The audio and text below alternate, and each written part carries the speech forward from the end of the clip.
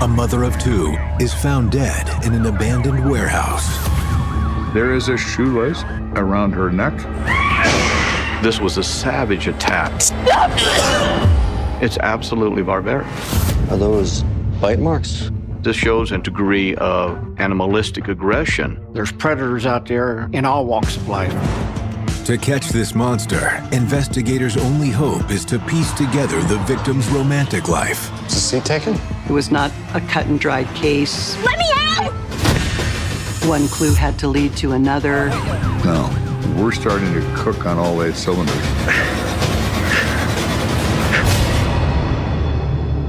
Give a competent detective one fact, just one, and he will take that fact and move in that direction at warp speed. It is the nature of the work to take a single small thing and make it a big thing.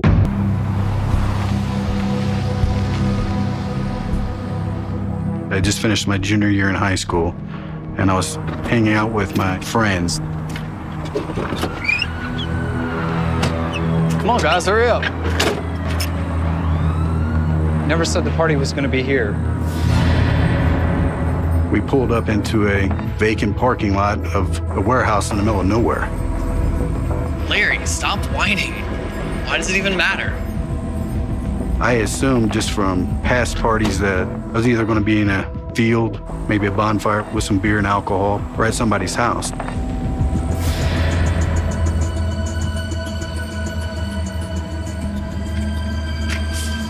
Dude, this is trespassing. Let's get out of here.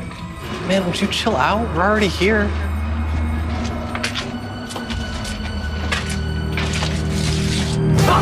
Oh! Take your pace! Come on, I'll show you the party. Man, not cool.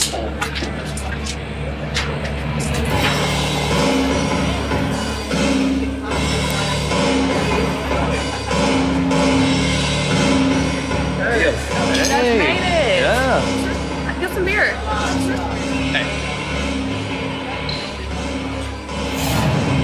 Hey. Good to see you, girl. Good to see you. What's going on with you? Yeah? Working this party? Yeah. This is a sweet spot. I like it here. Okay. Yeah, I'll see you around. Tim, man, come on, let's get out of here. We had actually asked Tim if he would take us home, Larry, would you chill out? and he said no one's going home. Fine. I knew that they were not going to take me back until the party was over. Dude, I'm gonna go explore. This place is cool. See you later.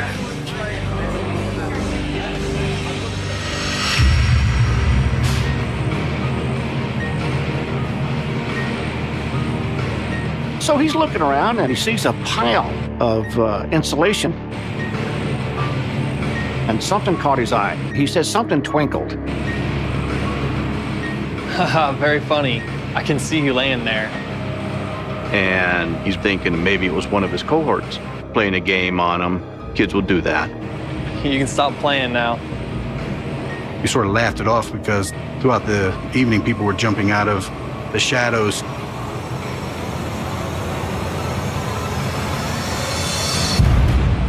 Oh my God.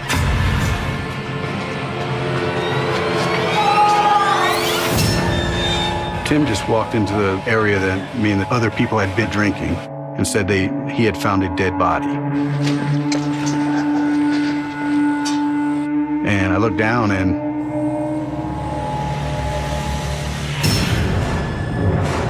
I was terrified. Probably the most scared I've been in my entire life.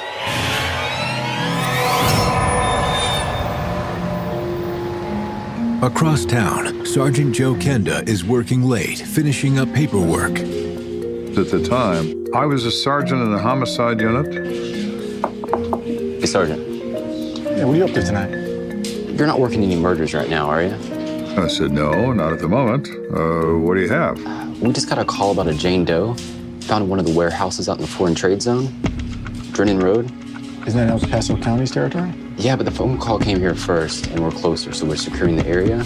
They had developed a foreign trade zone which was designed to permit international business to take place without paying local taxes. And I need to check to see if she matches any one of our missing persons. especially the one we got in yesterday. It's not like a typical missing person report. We have a mother that didn't return home. Something is very wrong about this woman missing in the manner in which she is. Family can't get in contact with her. Said this has never happened before. All right, I'm on it. Thanks.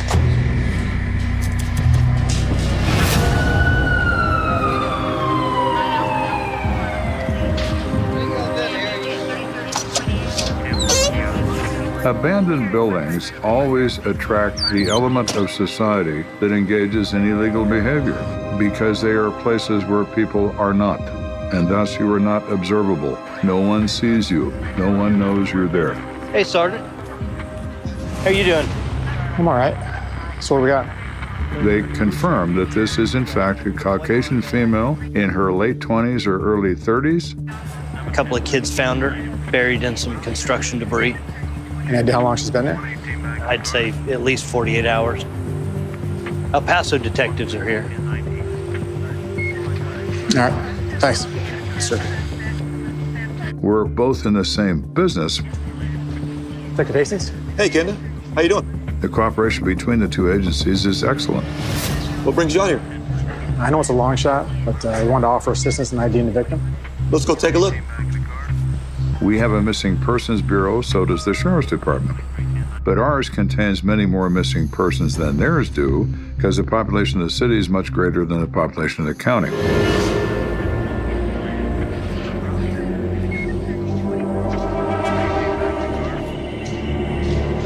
Got drag marks from outside, coming all the way inside. The drag marks on the floor indicated that this person was killed in one place and dragged to another. The obvious intent of that dragging was to try to conceal the remains. They did a poor job of hiding the body. Yeah, they sure did. The effort to conceal was very amateurish, since about a third of her body was exposed to view. Wow, looks like we found our manner of death.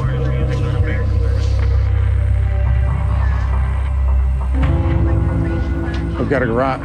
Looks like it. A garrote is a technique where you approach someone from behind, you draw a ligature around the front part of the neck, and you draw both sides from behind. When there is a ligature used in that manner, it produces a deep, very dark bruise, approximately the width of the device.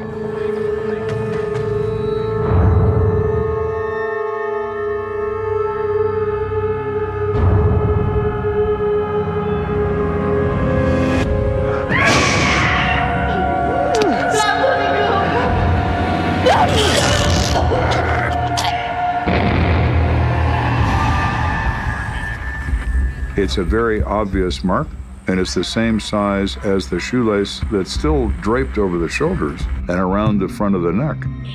Bet that shoelace is from the missing shoe. Did we ever find the other one? No, but we're still canvassing.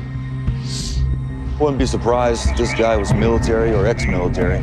Agreed. This technique is commonly taught to militaries around the world as a method of close-quarter combat and a method of attacking and killing a sentry. It takes several minutes to kill someone by strangulation. It's absolutely barbaric. So what do you say? Any resemblance to your missing person? As a matter of fact, yes. If you guys can send me over some photos, I'll give you a call when we have some sort of confirmation. Definitely. Joe. Hey, Gary. Detective Sergeant Gary Brown was the homicide sergeant with the sheriff's department. I'll give you a call when we know more. All right, thanks. Coroner's on his way. Great. Hey, take a look at this. In this particular case, there's no fingerprints, there's shoe prints. There is a piece of drywall that has a very clear shoe print of an athletic shoe. Let's get this drywall into evidence, okay? As El Paso Sheriff's detectives continue their investigation, Kenda returns to CSPD headquarters. That's everything we have on the missing person. Timeline fits with the 48-hour window. Wow, yeah, she sure looks similar. Jerry has a photograph of this woman brought to him by her family.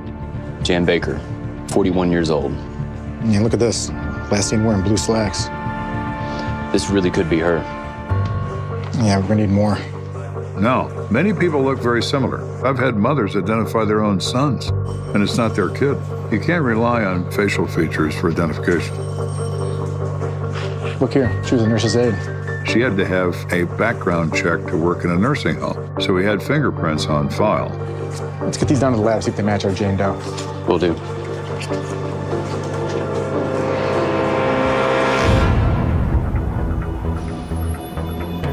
Later that morning, the El Paso Sheriff's detectives head over to the morgue. What do you got? We've got a confirmation on the Jane Doe. They positively identified the remains as those of Jan Baker. That's one and the same. Our body is that woman. Jan Baker was a 41-year-old single mom. She was divorced. Her ex-husband lived back east, so he wasn't really in the picture. My mother was a hard worker, fun-loving, would do anything for us, to keep us safe.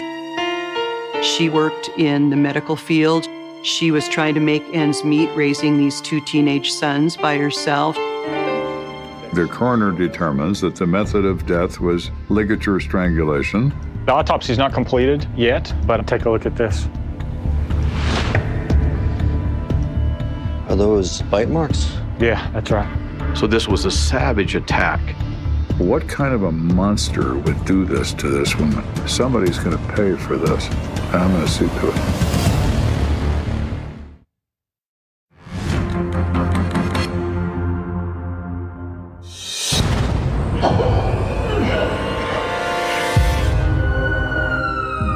We have a white female murdered in the foreign trade zone off Drennan Road in El Paso County. The coroner positively identified remains as those of Jan Baker, reported missing on June the 1st. The autopsy also provides investigators with another disturbing clue. There were bite marks on her breast, showing a degree of animalistic aggression towards this female. Teeth impressions are somewhat like fingerprint impressions, which is an important piece of evidence that you want to preserve. Thanks, Doc. Yeah, good luck. See you guys.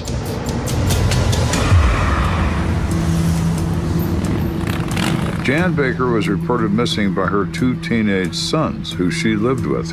We are faced with the unenviable task of going to the home and explaining that their mother has been found. How you doing? Thanks for coming, Joe. Of course. Is this the place? This is it. Informing the family of the victim is the responsibility of the Sheriff's Department, but we work often as one unit. Even though we're not, we offer assistance to each other routinely. It's always difficult to give a death notification. I've done it too many times. So have the Sheriff's Department. So has every policeman. They showed up at the house. What's your name? Mark Baker. I had that real bad sinking feeling that something's not right here. How old are you? I'm 18. Is there anyone else inside the house? Just my brother, Scott. You guys want to come inside? Sure. You can see it in their face. They know why you're there before you open your mouth. They said that they had found the body of my mother. Broke down right there. We know how difficult this must be. We're going to catch the person that did this, but we need your help. I was just shocked.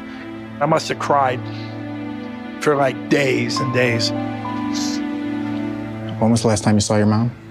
Well, it was June 1st, around 1 o'clock. Yeah, she had just dropped us off at the fun park. She took them to a go-kart area where they could have some fun. All right, here's some money for the vending machines. Okay, you two, be careful. Thanks, Mom. Hey, can we get a ride home? Oh, sweetie, I'm sorry. I'm gonna run errands later, and then I'm going out. I'll let you know if I'm gonna be late. All right? Have fun. Love you. Love you, too. So she wasn't home for dinner? No, she had already gone out. You know, you're 41 years old. You're still young enough to want to go out and meet people. If something came up, she would always call us, but that night she didn't, and we started to get worried. She would definitely check in with the kids and was usually home by 11:30 every night. We called the guy she was going out with. but he said he hadn't seen her all night. Who was she going out with? A guy named Edwin Cole. Well, Jan's sons tell police that she was going out on a date with Edwin Cole, who was somebody that she had been dating for a while. Can you give us his information? Yeah, of course. And so obviously, he was probably the last person to see her alive, and so he'd be the first person that they'd want to talk to. Do you have any relatives staying with you? Well, our dad's flying in, and he'll be here later today. Okay, if he's delayed, or if you need anything at all, there's a CSPD field office right down the street. You just walk in there and ask for me, okay? We're very sorry. Edwin Cole has some explaining to do. If you were the last person with this woman, and this woman was murdered probably that same night, what exactly were you doing when you were with her? Were you killing her? So I'm going to head back to the operations center, see if I can't find this guy. All right, let me know if he's in the city. I'll send him back to you. Sure. It turns out to be quite simple to find Edwin Cole. He is employed by the United States Postal Service. He's at work on his route of mail delivery. Edwin Cole? Yeah? My name is Detective James Hastings. This is Detective Gary Brown. Are you familiar with a woman by the name of Jan Baker? Yeah, of course. You know, the boys were calling me about her Friday morning. Is she okay? Mr. Cole, I'm afraid I have to inform you that Miss Baker is dead. What? He is absolutely struck by this, total shock, was not aware she was dead. When did you see her last? Oh my God, this is all my fault. I stood her up. He had decided he wanted to end the relationship. And so instead of meeting her like they had planned, he just decides to stand her up. Mr. Cole, the person who killed Ms. Baker is solely responsible and no one else. Can you tell me where you were going to meet up with her? Yeah, the south side of the city. There's Springs Motor Inn. There's a bar there where we used to meet in the past. Mr. Cole is able to describe his exact whereabouts and who he was with during the time frame of this homicide. And they check out that information. He's no longer a suspect in this case. Thank you. It's the nature of investigation. You become so thrilled about someone, and then it collapses before your eyes.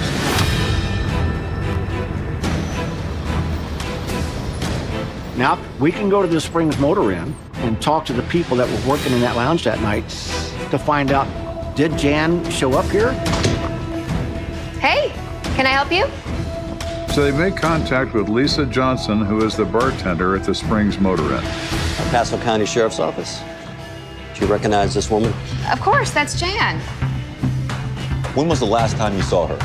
I think it was Thursday night. So they now know that she at least started her evening at the Springs Motor Inn. Yeah, she was sitting right there, talking to some army guy. Well, my. Who might that be?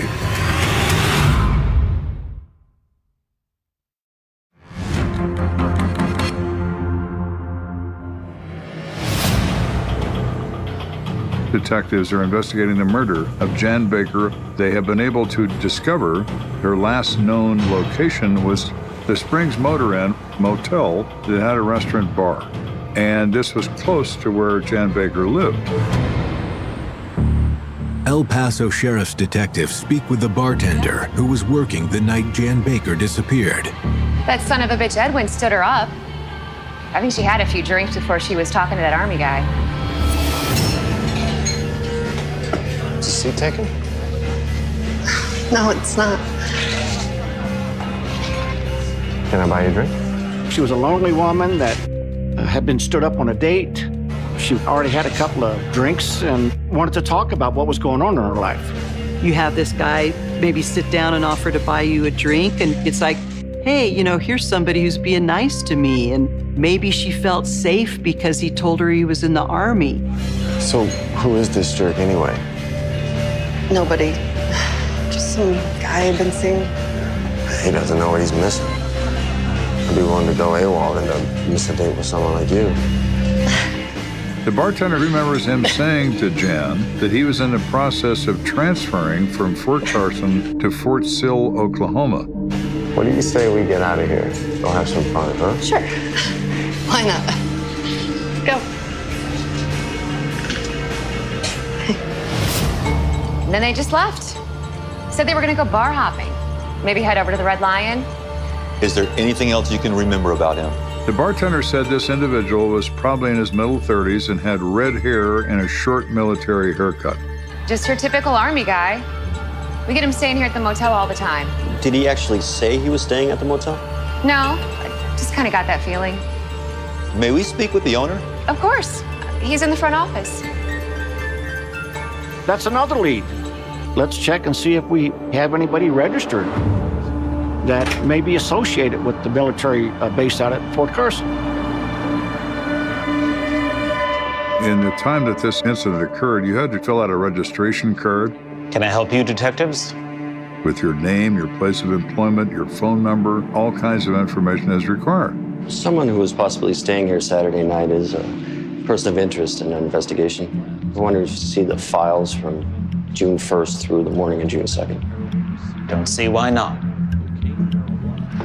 If the bartender is correct and he's a resident of this hotel, they will have that information on a registration card. So when they reviewed these registration cards, they determined there were 9 guests in the hotel who listed their occupation as the United States Army. Thanks.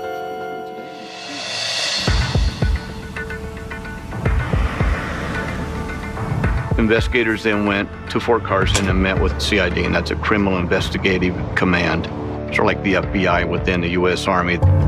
Detectives are hoping CID can help them zero in on one of the 9 soldiers who stayed at the Springs Motor Inn. We believe one of your NCOs is a person of interest in an investigation that we're covering. I believe our office faxed over some information to you. Yeah, we cross-referenced it. 3 of the names on the list were our guys. Red hair, transferring soon to Fort Sill. Got anyone like that? Yes, sir. This third one looks like a pretty good match. What's his name? Ricky C. Perryman. Not only does Sergeant Perryman resemble their suspect, he happens to have an intriguing military record. There's a couple of notes about discipline. Insubordination? No. Actually, he's overly enthusiastic of the discipline of others. He believes he is in charge of everyone. And if he tells you to do something and you question why you should do it, he becomes instantly enraged. What happens when Jan Baker says no to a personality that doesn't take no for an answer? Can I use your phone? Of course. So we know that Perryman is in contact with Jan Baker late in the evening of the 1st of June. Sheriff's Department. It's Detective Hastings. Hey, How are you? I need detectives sent to the Springs Motor Inn. All right, man. We need any information about the room being occupied by A Ricky Perryman on June 1. No worries, I'm happy to help. When did he check out? Where was he, given the time frame involved? Thank you. So the only thing that doesn't add up is this guy's going abroad, not to Fort Sills, Oklahoma. He's going to be stationed in Germany. I don't know why that seems so odd. It makes perfect sense to me that a murderer could also be a liar. Any idea where he could be? No, sir. So this person is in limbo. He's off our radar until he reports in to be transported to Germany next month. You can ask his wife. He's married? Says he just got married back in May. She's employed at the Broadmoor Hotel. Thanks so much for your help. Great lead. Okay, now we've got something else, another piece of that puzzle that we're connecting to get that bigger picture.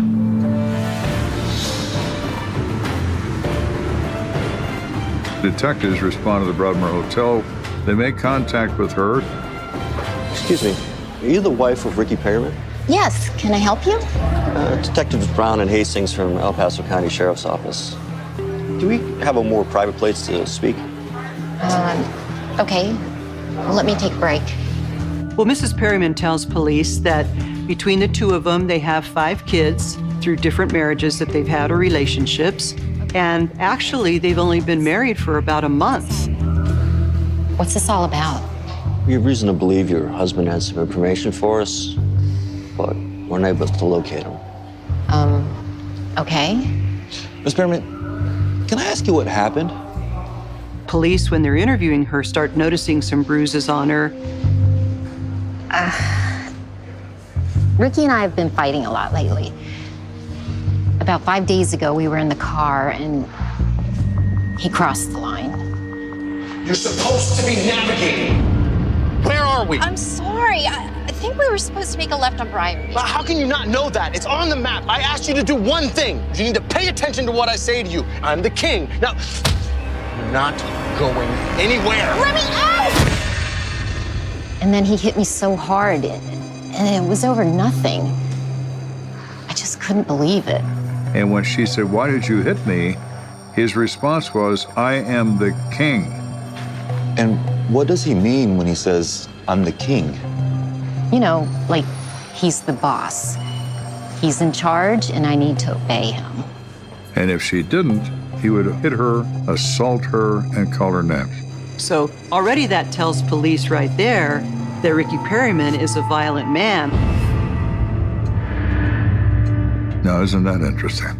So Mr. Perryman fits to a T, not a little bit, but totally. He called me afterwards and told me he was staying in a hotel that night and that he was going to his brother's the next day. He said he wanted to work things out, but I told him I'd have to see. His brother, do you have his name and contact information?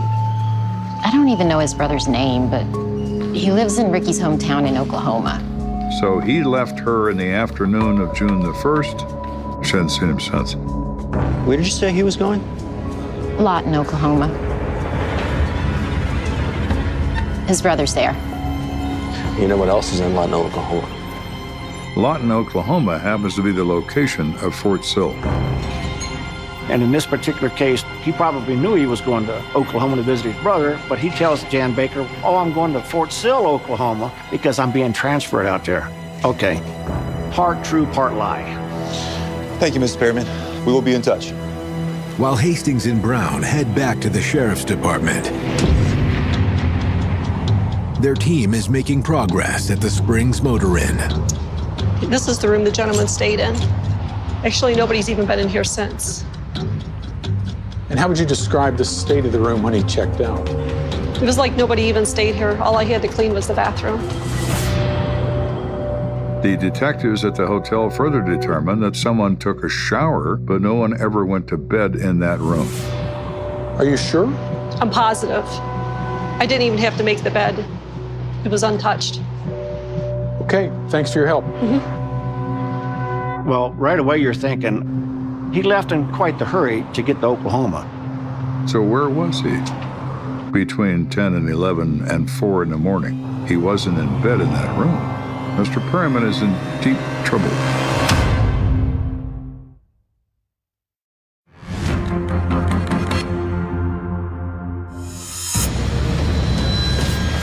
Detectives are investigating the death of Jan Baker. That investigation has revealed a prime suspect in her disappearance and probably in her death as well, whose name is Ricky Cecil Perryman, 35 years of age, active duty Army. With Sergeant Perryman believed to be out of the state, the El Paso Sheriff's detectives need help locating him. Oklahoma Sheriff's Department. Yeah, hello, this is Detective Hastings from the El Paso County Sheriff's Department in Colorado. It's not uncommon for law enforcement agencies to reach out and seek help from other law enforcement agencies. Well, hey, Detective, what can we do for you today? And he said, we're working an active homicide case. There's this person that was last known to be with our victim, and we believe this person's in your city. We'll certainly do what we can to help. Great, thank you. And they ascertained Perryman's brother's address, and they asked the Sheriff's Department to make a drive-by and see if Perryman's car is there. I've got eyes on a vehicle with Colorado tags. Am I making contact? Negative. Return to patrol. El Paso County detectives cannot instruct the Sheriff's Department in Oklahoma to arrest Perryman because they don't have any grounds. What they do need to do is get in an airplane and fly to Lawton, Oklahoma, and have a conversation with Mr. Perryman. Detectives will need to convince their suspect to come in for an interrogation. But that turns out to be far easier than expected. Hi, my name is Ricky Perryman. I'd like to find out why you guys are surveilling me. It's as if he either knew he was being looked for, or perhaps his wife called him and said that the detectives had interviewed her. Mr. Perryman, we're working with the El Paso Sheriff's Department. It appears they're looking to ask you some questions about an open investigation. Well, I'd be happy to talk to him. Okay, great. So he gave himself to that law enforcement agency while investigators in Colorado Springs flew to Oklahoma to do the interview.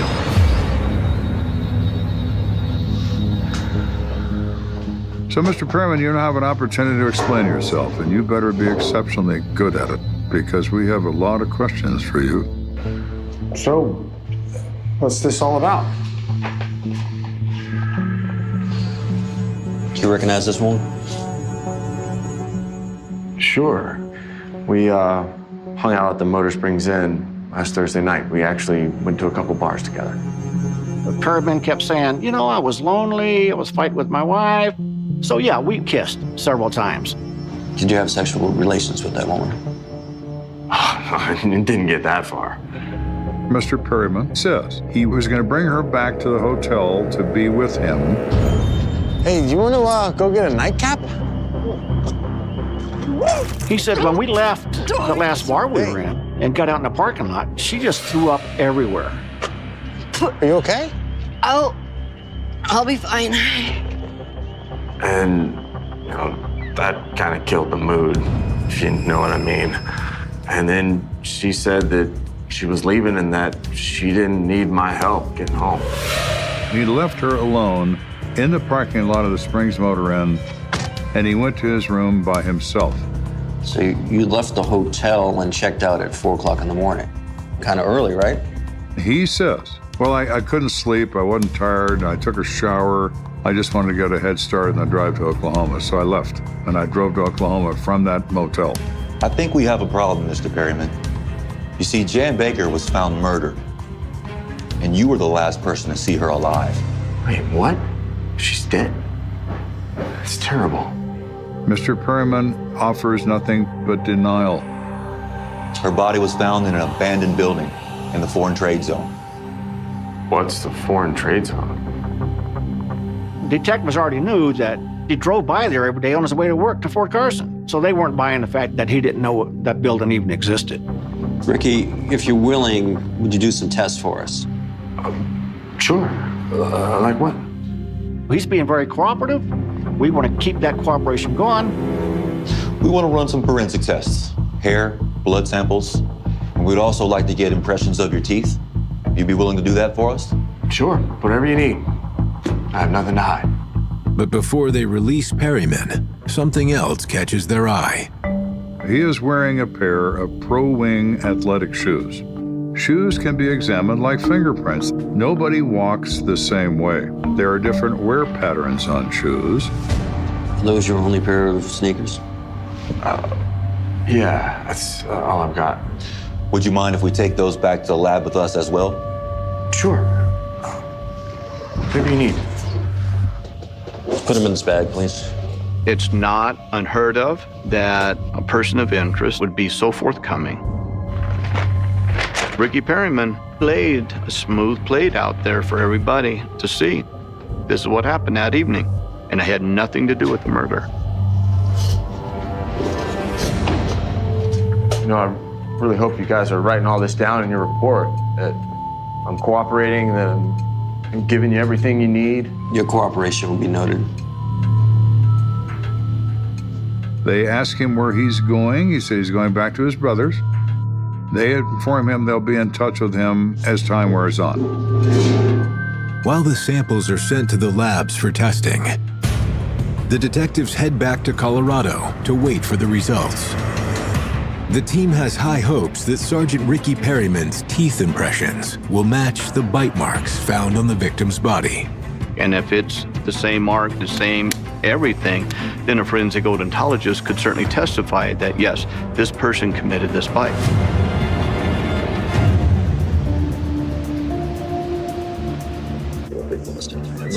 Detective? What is it? This just came for you. It's from the forensic odontologist. Thanks. Damn it. What is it? Bite marks are inconclusive. I can't prove if Perriman's responsible or not. Unfortunately, with Jan Baker, being bit on the breast is a very fleshy area. It's not like an arm where the bite's going to be very hard and very consistent. It's not going to be an exact bite. There is a certain nervousness that carries on through these cases, that you're always worried that you're not going to solve this one. But there's still one lab test that can make or break the case. Hastings. This is the lab in Pueblo. We have the result of that shoe print. Yeah? The examiner says that. There were patterns and distinctive marks on the sole of Mr. Perriman's shoe matches perfectly with the shoe print on the drywall at the crime scene. So that linked Ricky Perriman to Jan Baker and the crime scene. They made a positive identification, without a doubt. Okay, thanks. We got him. Let's go pick him up. Mr. Perriman is no longer a person of interest. He's prime suspect, and he is a defendant, and we have a warrant that says so.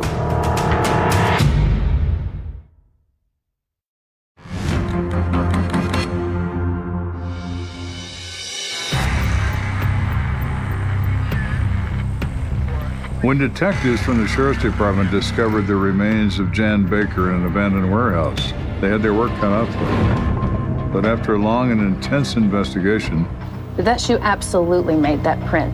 it resulted in enough evidence to charge Ricky Perriman in the death of Jan Baker.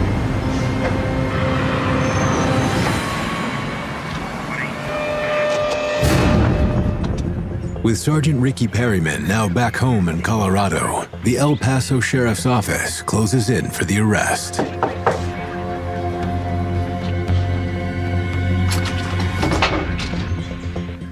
Step outside, please. Ricky C. Perriman, you're under arrest for murder. I don't want a lawyer. They inform him that's fine, that is his right. They took him back to the state of Colorado to face charges. Even without a confession, detectives are able to reconstruct the events of June 1st. So what have we learned in this investigation? We've learned that Jan Baker is scheduled to have a date that evening with someone she likes.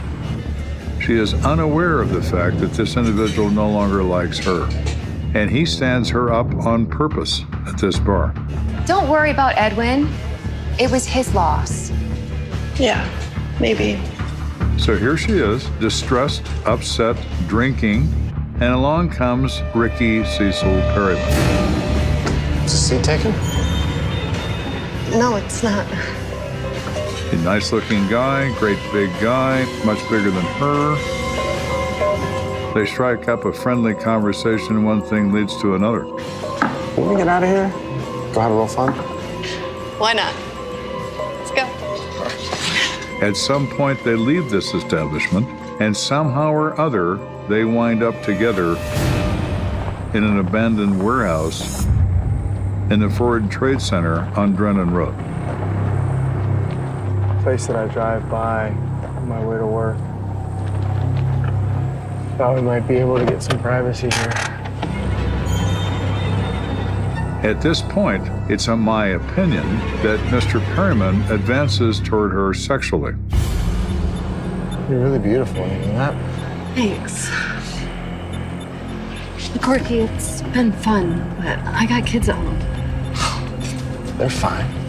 And for whatever reason, she decides to put a stop to it. No, I mean it. Take me home. Maybe we can do this another time. Oh, We know enough about Mr. Perriman's personality to know that he's volatile. Stop, let me go. You're crazy. And when someone challenges his authority over someone, he becomes enraged. You don't say no to me. A struggle results. You'll go when the king says you'll go. He winds up pulling her shoelace out of her shoe. Stop, let me go. And he strangles her with it.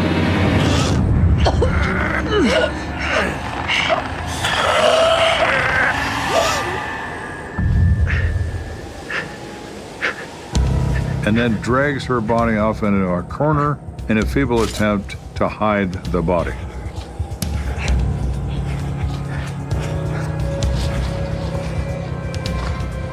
What he doesn't think about is he's wearing a pair of shoes he wears every day. He leaves footprints in and around the body and leaves it on a piece. On the night of November 14th, 1997, the streets of Victoria, British Columbia, were already settling into darkness. It was late autumn on Vancouver Island. The daylight had disappeared early, leaving the streets cold and shadowed. Near the Gorge Waterway, the Craigflower Bridge stood over dark water, surrounded by roads, trees, concrete, and the quiet movement of an ordinary Friday night. There was nothing about that evening that suggested history was about to be made. No one looking at the bridge that night could have known that before the sun rose again, a 14-year-old girl named Rena Verk would be dead. And perhaps the most haunting part of the story is that Rena did not simply disappear into the darkness. People saw her. People knew where she was. People were there when violence began. And after the first attack ended, the violence did not necessarily end with it.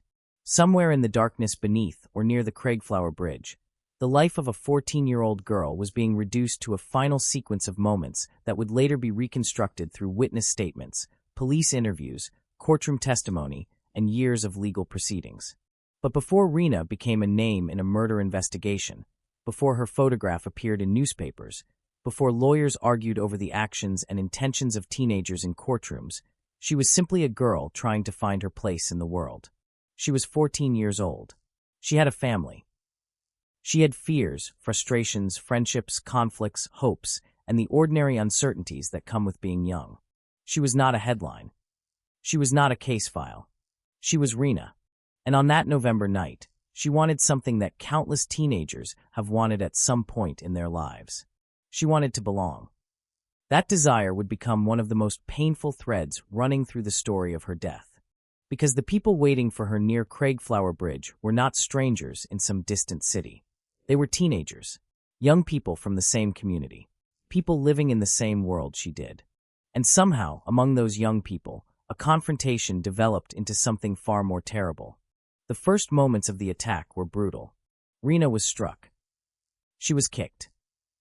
She was pulled and beaten. Her head and face were subjected to repeated blows. The violence was not a single sudden movement that ended as quickly as it began. It unfolded through the actions of several young people, with others present around them. That distinction matters, because when one person attacks another, the question of responsibility appears straightforward. But when a group surrounds one person, when several people participate, when others stand nearby, when violence becomes a spectacle rather than a private confrontation, something changes. The individual begins to disappear inside the crowd. One person hits. Another follows. Someone watches. Someone laughs. Someone says nothing.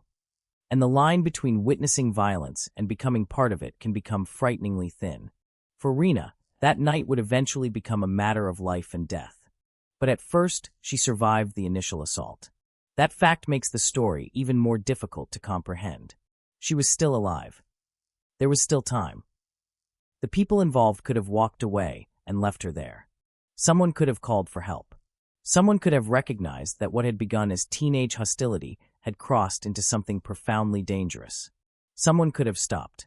Instead, the story continued. After the initial attack, Rena was left behind. The group moved away. For a moment, there was a possibility that the violence was over. Perhaps Rena believed that too. Perhaps she was trying to gather enough strength to stand. Perhaps she was frightened. Perhaps she was confused. Perhaps she simply wanted to go home. Whatever thoughts passed through her mind in those moments are lost forever.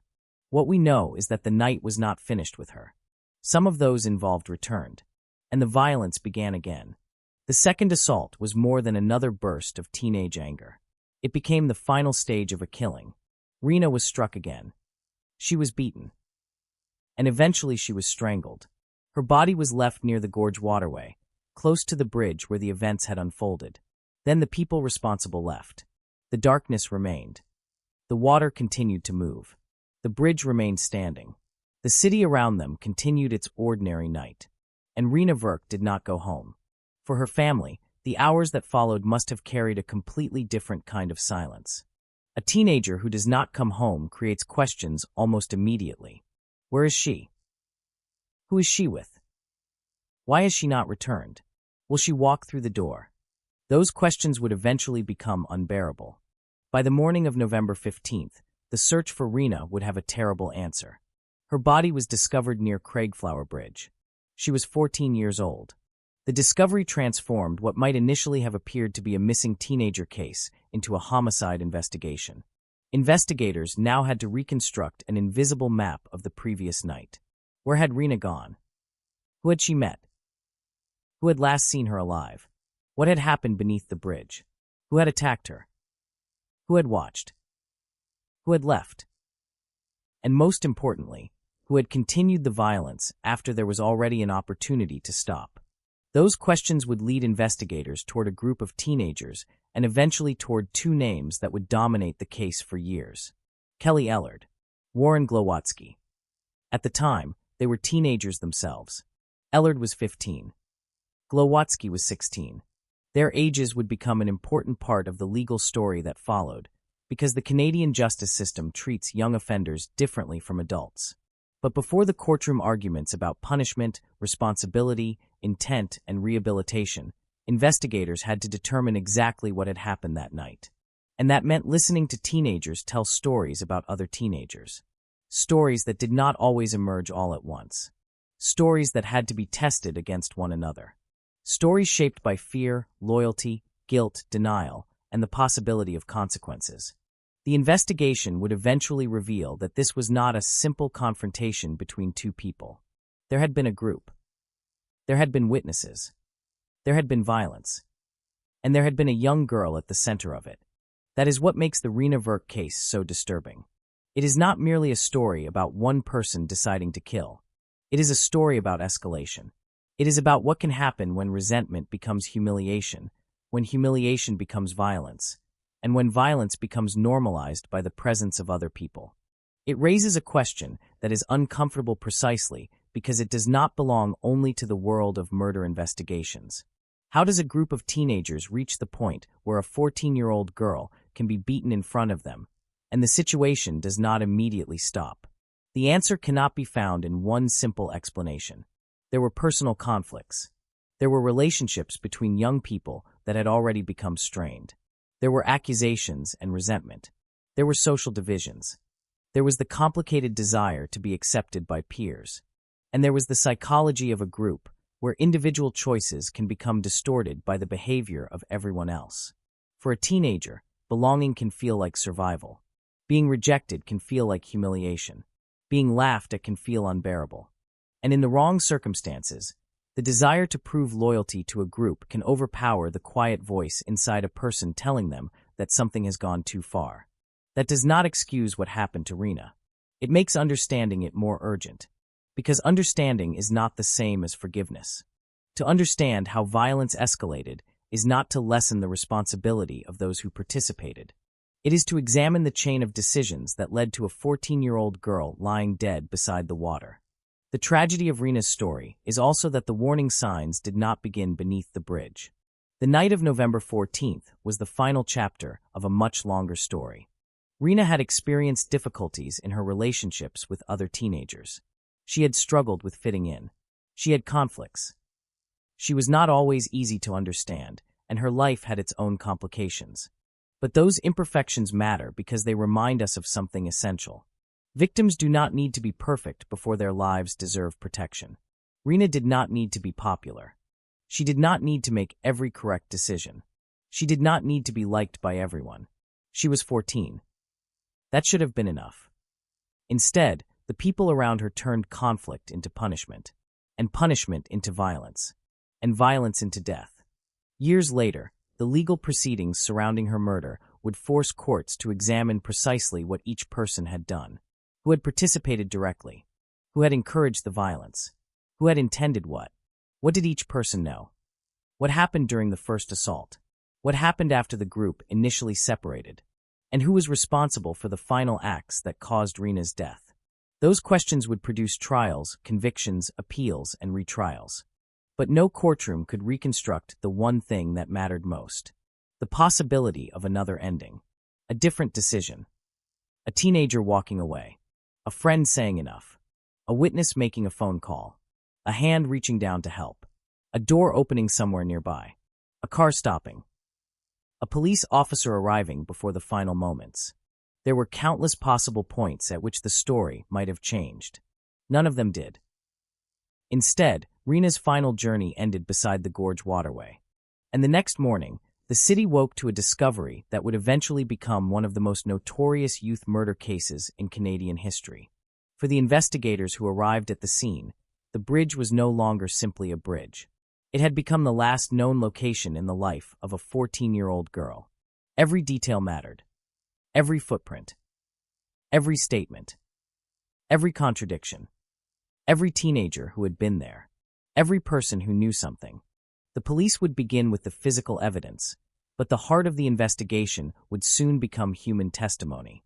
People talking. People remembering. People denying. People changing their stories. People confronting what they had seen. And eventually, people being forced to confront what they themselves had done. The story would grow larger than the murder itself. Canada would debate bullying. Communities would debate youth violence. Parents would ask how children could become involved in such brutality. Educators would discuss peer pressure and social exclusion. Legal experts would examine the responsibilities of young offenders. And the public would become fascinated, horrified, and sometimes obsessed with the teenagers at the center of the case. But beneath all of those discussions was one fact that could never be changed. Rena Verk was dead. She would never graduate high school. She would never reach adulthood. She would never discover who she might have become. She would never have the opportunity to leave behind the conflicts of adolescence and look back at them as things that happened when she was young. Her story stopped at 14. That is why the beginning of this case should not start with the killers. It should start with the girl. Because when a true crime story becomes too focused on the people who committed the crime, there is a danger that the victim slowly disappears from her own story. Rena must not disappear. Not behind the courtroom photographs. Not behind the names of the accused. Not behind arguments about criminal responsibility. Not behind the endless fascination with the psychology of violence. She was a daughter. She was a 14-year-old girl living in British Columbia. And on a cold November night, she went out. She expected to return. She did not. What happened between those 2 points would become a mystery investigators had to solve, a legal battle that would continue for years, and a case that would force an entire country to confront an uncomfortable question. When cruelty begins as something that seems small, who is responsible for stopping it before it becomes irreversible? Because on that night near Craigflower Bridge, the most important moment may not have been the moment Rena died. It may have been all the moments before it. The moments when someone could have walked away. The moments when someone could have intervened. The moments when a group could have decided that enough was enough. But they did not. And by morning, the 14-year-old girl who had gone out the night before was lying dead beside the water. The investigation was about to begin. The names of the teenagers who had been with her would soon emerge. The stories would begin to unravel.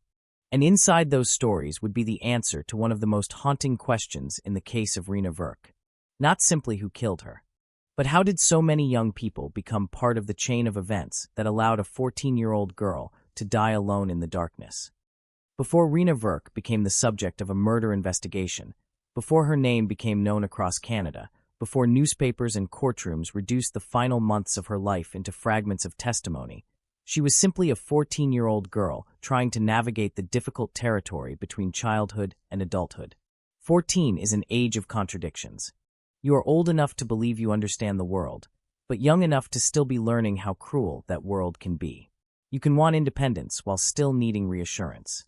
You can desperately want to be accepted by your peers while simultaneously feeling different from everyone around you. A friendship can feel permanent on Monday and disappear by Friday. A careless insult can stay in your mind for days. A rejection can feel like the end of everything. For Rena, belonging mattered.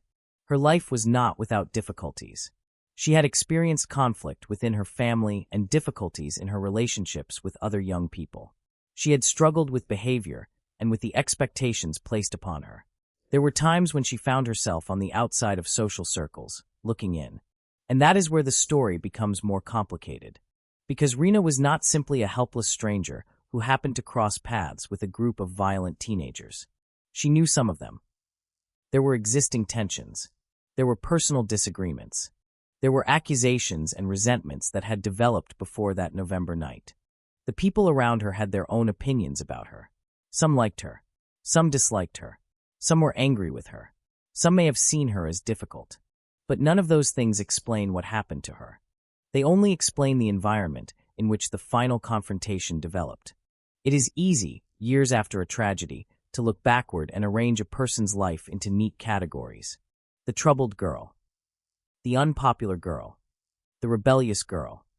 The difficult girl. But real people do not fit neatly into categories. Rena could be difficult and vulnerable at the same time. She could make mistakes and still deserve kindness.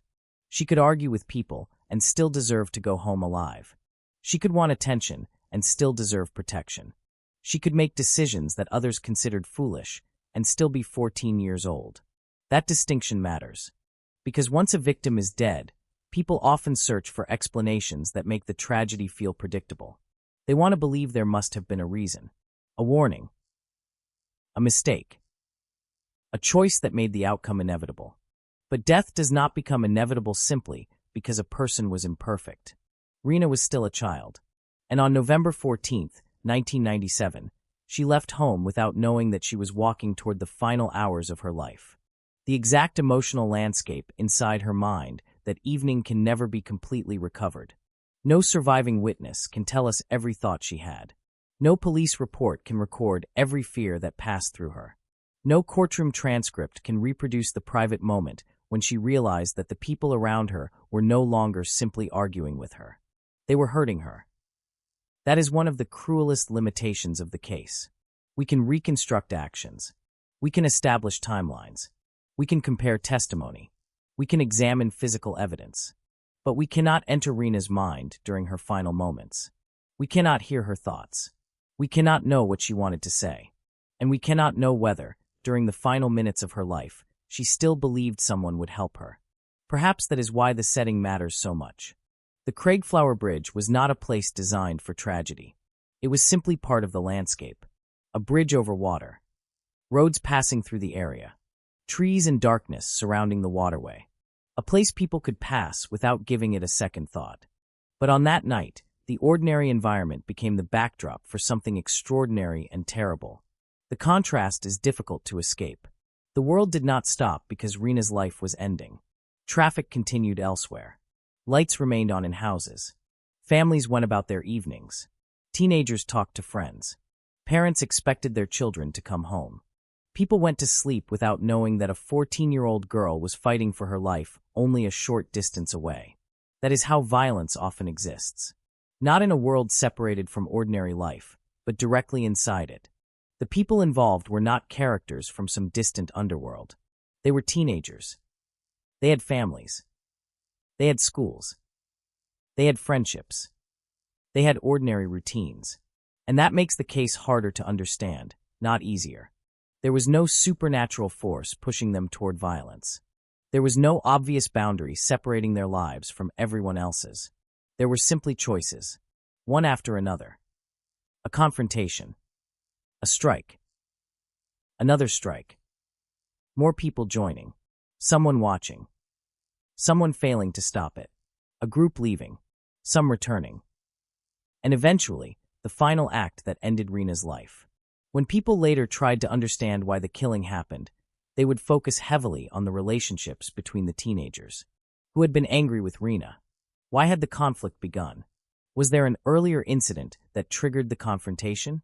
Was the attack planned? Did everyone present understand how serious the violence had become?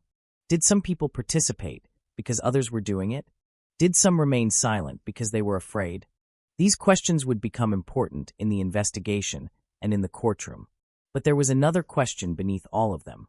What happens to a person when the need to belong becomes more powerful than the instinct to stop cruelty?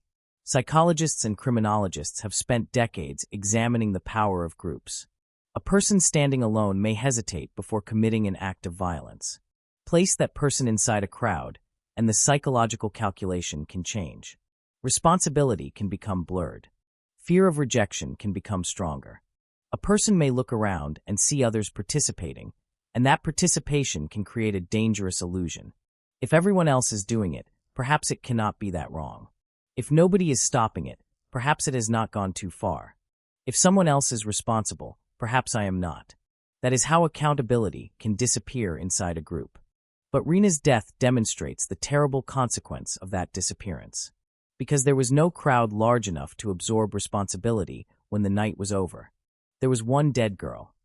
And eventually there would be names. The names would belong to teenagers who had to face the consequences of what happened. Kelly Ellard was 15.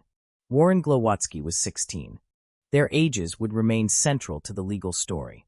The public would struggle to reconcile the violence of the crime with the youth of the people accused of committing it. How could teenagers do something like this? Were they capable of understanding the consequences? Could a teenager distinguish between cruelty and murder? Could peer pressure explain behavior without excusing it? Should someone who commits a terrible crime as a teenager be judged primarily for what they did, or also for the fact that they were still young? Those questions would follow the case for years. But on the night Rena died, none of those legal questions existed yet. There was no courtroom, no judge, no jury, no lawyers arguing over evidence. There was only Rena and the people around her. The first assault was already a warning. At some point, violence had crossed a line. Yet that line was crossed again and again. This is what makes the sequence of events so haunting. The murder was not simply one terrible decision made in an instant. It was an escalation. The possibility of stopping the violence existed before the final moment. That does not mean anyone can say with certainty what would have happened if someone had intervened. Perhaps Rena would have survived. Perhaps the attackers would have scattered. Perhaps the police would have arrived. Perhaps someone would have taken her home. We cannot know. But the possibility existed. And that possibility makes the final outcome harder to accept. Imagine being 14. Imagine standing somewhere in the darkness, surrounded by people you know, and realizing that the situation has changed. The people who were arguing with you are now hurting you. The laughter and hostility are no longer harmless. The blows are no longer symbolic. The fear is real. At some point, a person in that position does not think about legal definitions. They do not think about future trials. They do not think about criminal responsibility. They think about survival. Get away. Make it stop. Get home. Find someone who will help. For Rena, there was no escape. The details of her final moments would later become evidence. Her injuries would become evidence. The location of her body would become evidence. The statements of teenagers who had been there would become evidence. But Rena herself would never be able to testify. That silence is permanent. And because she could not speak, other people had to tell the story. That created another danger. Human memory is imperfect. People remember differently. Fear changes memories. Guilt changes memories. Time changes memories.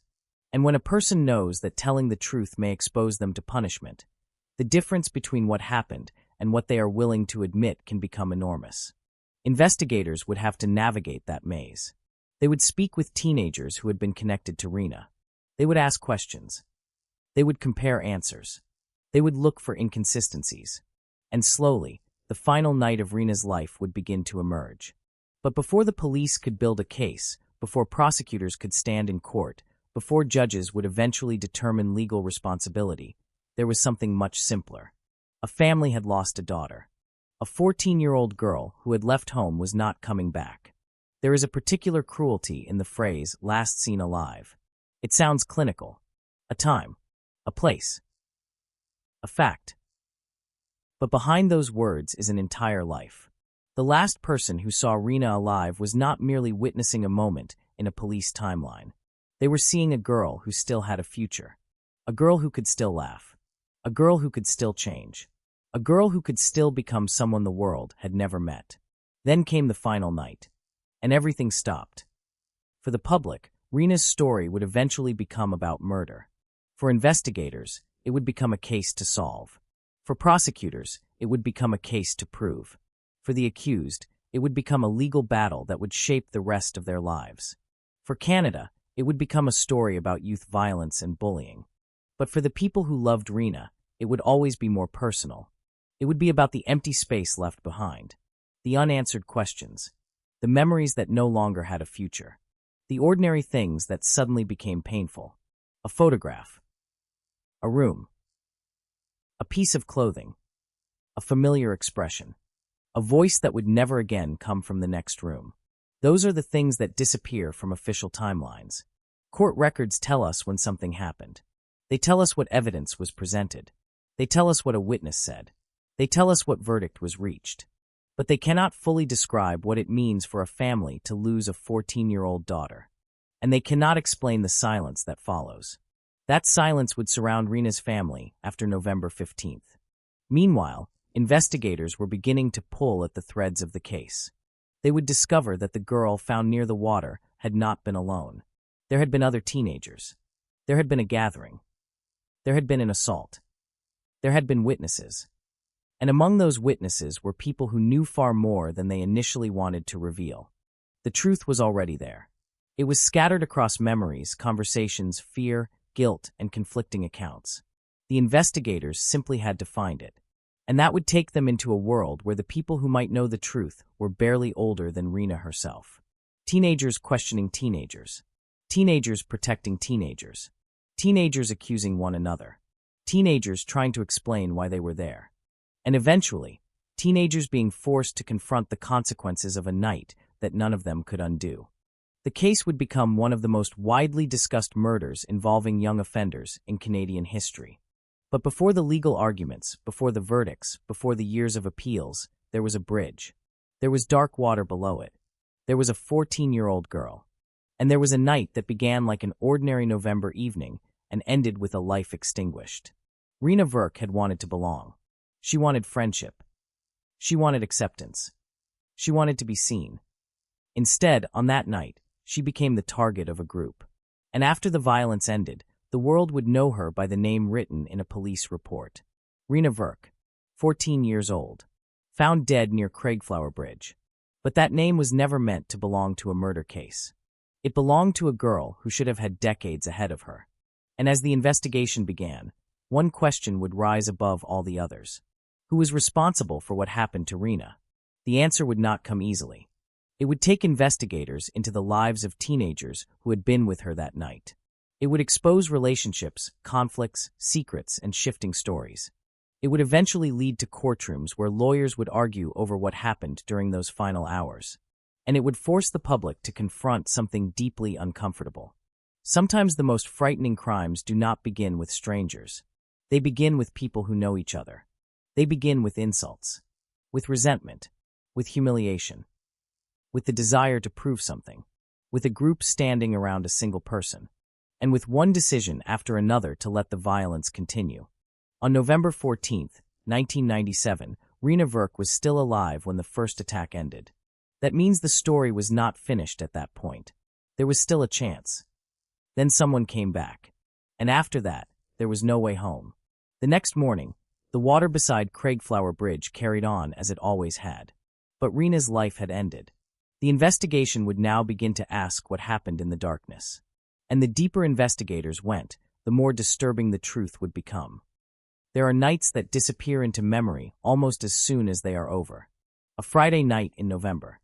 A group of teenagers meeting somewhere in Victoria. A girl leaving home. A bridge beneath a dark sky. For most people, it would have been nothing more than another ordinary evening in British Columbia. But November 14, 1997, would not remain ordinary. It would become the night people would later return to again and again, trying to understand how a 14-year-old girl could be surrounded by other young people and still end up dead.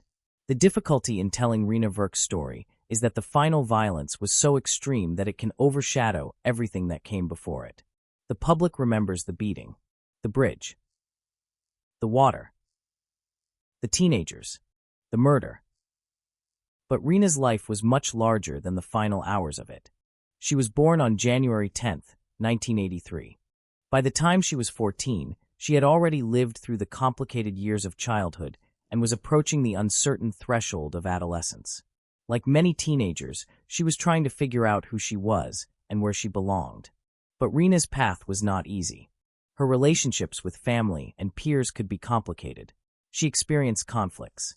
She struggled socially. She sometimes behaved in ways that caused friction with the people around her. Those details would later become part of discussions surrounding her death.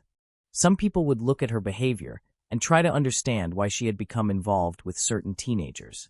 Others would focus on the conflicts that existed before the murder. But there is a danger in allowing those details to become an explanation for the crime. A teenager can be difficult. A teenager can make mistakes. A teenager can lie. A teenager can rebel. A teenager can make enemies. None of those things makes violence inevitable. And none of them makes murder understandable as punishment. Rena was still 14. That number should remain at the center of the story. 14. A child old enough to understand fear, but still young enough to believe that tomorrow is coming. A child who could argue with someone in the evening and expect that life would continue the next morning. A child who could have believed that even a terrible argument would eventually end. On November 14th, she left home. At some point, she made her way toward Craigflower Bridge. There, she encountered a group of teenagers. The exact emotional atmosphere of those first moments would later be reconstructed through testimony. There were tensions. There was hostility. And then there was violence. The first attack began. Rena was struck. The blows were not harmless. She was kicked and beaten. Her hair was pulled. She was hit in the head and face. The attack was carried out by more than one person, and other teenagers were present. That matters because the psychology of what followed cannot be separated from the group. A single violent person is one thing. A group is something else. In a group, responsibility can become strangely invisible. One person can look at another and assume the other person is responsible. One person can see everyone else participating and conclude that the situation must somehow be acceptable. Someone may be afraid to intervene. Someone may want to impress the group. Someone may simply decide that what is happening is not their problem. And while those individual decisions accumulate, the victim is left with fewer and fewer places to turn. Rena was at the center of that group. She could not simply disappear. She could not erase what had happened. And she could not make the people around her suddenly become compassionate. At some point, the first assault ended. The teenagers moved away. That moment is one of the most haunting aspects of the case because it creates a gap in the story. There was a point when the violence could have stopped. Rena was still alive. The attack could have ended there.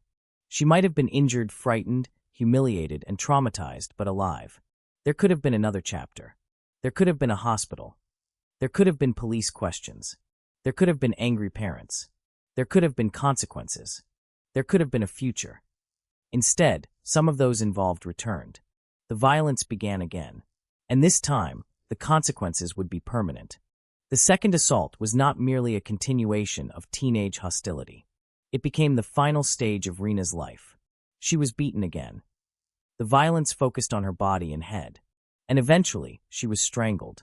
When the attack ended, Rena was left near the gorge waterway. The people responsible walked away. They did not take her home. They did not remain beside her. They did not ensure that medical help arrived. They left. And the darkness absorbed the scene. This is where the story becomes almost impossible to reconcile with the age of the people involved. They were teenagers. The person lying there was a teenager. The people who had just attacked her were teenagers. The person who would never wake up again was 14. It is difficult to imagine what the surrounding world looked like in those final moments. The bridge above. The water nearby. The cold night. The darkness. Rena lying alone. And somewhere beyond the immediate scene, life continuing as though nothing had happened. A house with its lights on. A television playing. A parent preparing for bed. A teenager talking on the phone. A car traveling through the city. People laughing. People sleeping. people completely unaware that a 14-year-old girl had just lost her life. This contrast is one of the defining features of true crime. A murder can happen inside an otherwise ordinary world. The world does not announce that something terrible has occurred. There is no signal telling everyone to stop. The night continues. And only later does the significance of that moment become clear. For Rena's family, the hours after she disappeared would have been filled with uncertainty. A teenager who does not return home creates fear. At first, there may be explanations. Maybe she is with friends. Maybe she has lost track of time. Maybe her plans changed. Maybe she will walk through the door soon. But as the hours pass, those explanations become less comforting. Then comes the realization that something is wrong. And by the morning of November 15th, 1997, the truth was no longer a possibility. Rena was dead. Her body was discovered near Craigflower Bridge. The location immediately became significant. This was not simply where a body had been found. It was the final known setting of Rena's life. Investigators now had a physical location. They had a victim. They had injuries. But they did not yet have the complete story. A homicide investigation begins with fragments. The body is one fragment. The location is another. Witnesses provide others. Every piece has to be examined. Every statement has to be tested. Every person who may have been present becomes important. And in Rena's case, the investigators would quickly encounter something unusual. There were people who knew what had happened. The murder had not occurred in complete isolation. There had been a group. There had been witnesses. There were teenagers who had seen Rena alive that night. Some had participated in the violence. Others had been present. And some knew enough to understand that what had happened was serious. That meant the investigation would not simply be a search for an unknown killer. It would become a search through a network of young people. Investigators would have to determine who was telling the truth, who was minimizing their involvement, who was protecting someone else, who was frightened, who was trying to distance themselves from what had happened, and who was willing to tell investigators exactly what they had seen. The first challenge was identifying the people who had been with Rena. Then came the harder challenge, understanding what each person had done. This distinction would eventually become central to the prosecution, because being present at a crime is not automatically the same as committing murder. But neither is simply being present always meaningless. A person can encourage violence. A person can participate. A person can return. A person can assist. A person can know that another human being is in danger and choose to continue. The law would eventually have to separate those possibilities. But before lawyers could argue those questions, investigators had to reconstruct the night. That reconstruction would come from people. And people are complicated witnesses, especially when they are teenagers who know that their own actions may have consequences. A teenager may tell investigators one version of a story because they are afraid, another version because they want to protect a friend, another because they want to protect themselves, another because they have convinced themselves that what they did was less serious than it actually was, and another because guilt has finally become too heavy to carry. That is why the investigation into Rena's murder would become so dependent on testimony. The physical scene could tell investigators that something terrible had happened, but people had to explain how it happened, and every explanation opened another door. What had happened before the assault? Why had Rena been targeted? Who was angry with her? Who had invited her? Who had started the confrontation? Who had struck her first? Who had continued? Who had left? Who had returned? Who had been there when the violence became fatal? These questions would eventually lead investigators toward Kelly Ellard and Warren Glowatsky. But neither name, by itself, explains the entire tragedy. Ellard was 15. Glowatsky was 16. They were children in the eyes of the public, yet they were now connected to the death of another child. That contradiction would become one of the most difficult aspects of the case. People often imagine violent offenders as older, hardened individuals who have spent years developing criminal behavior. The Rena Verk case challenged that assumption. The people at the center of the crime were young. Their lives were still being formed. Their identities were still developing. Their judgment was still developing. And yet the choices made on one November night would define them for decades. That is the frightening thing about adolescence. A teenager can make a decision that lasts only seconds and create consequences that last a lifetime.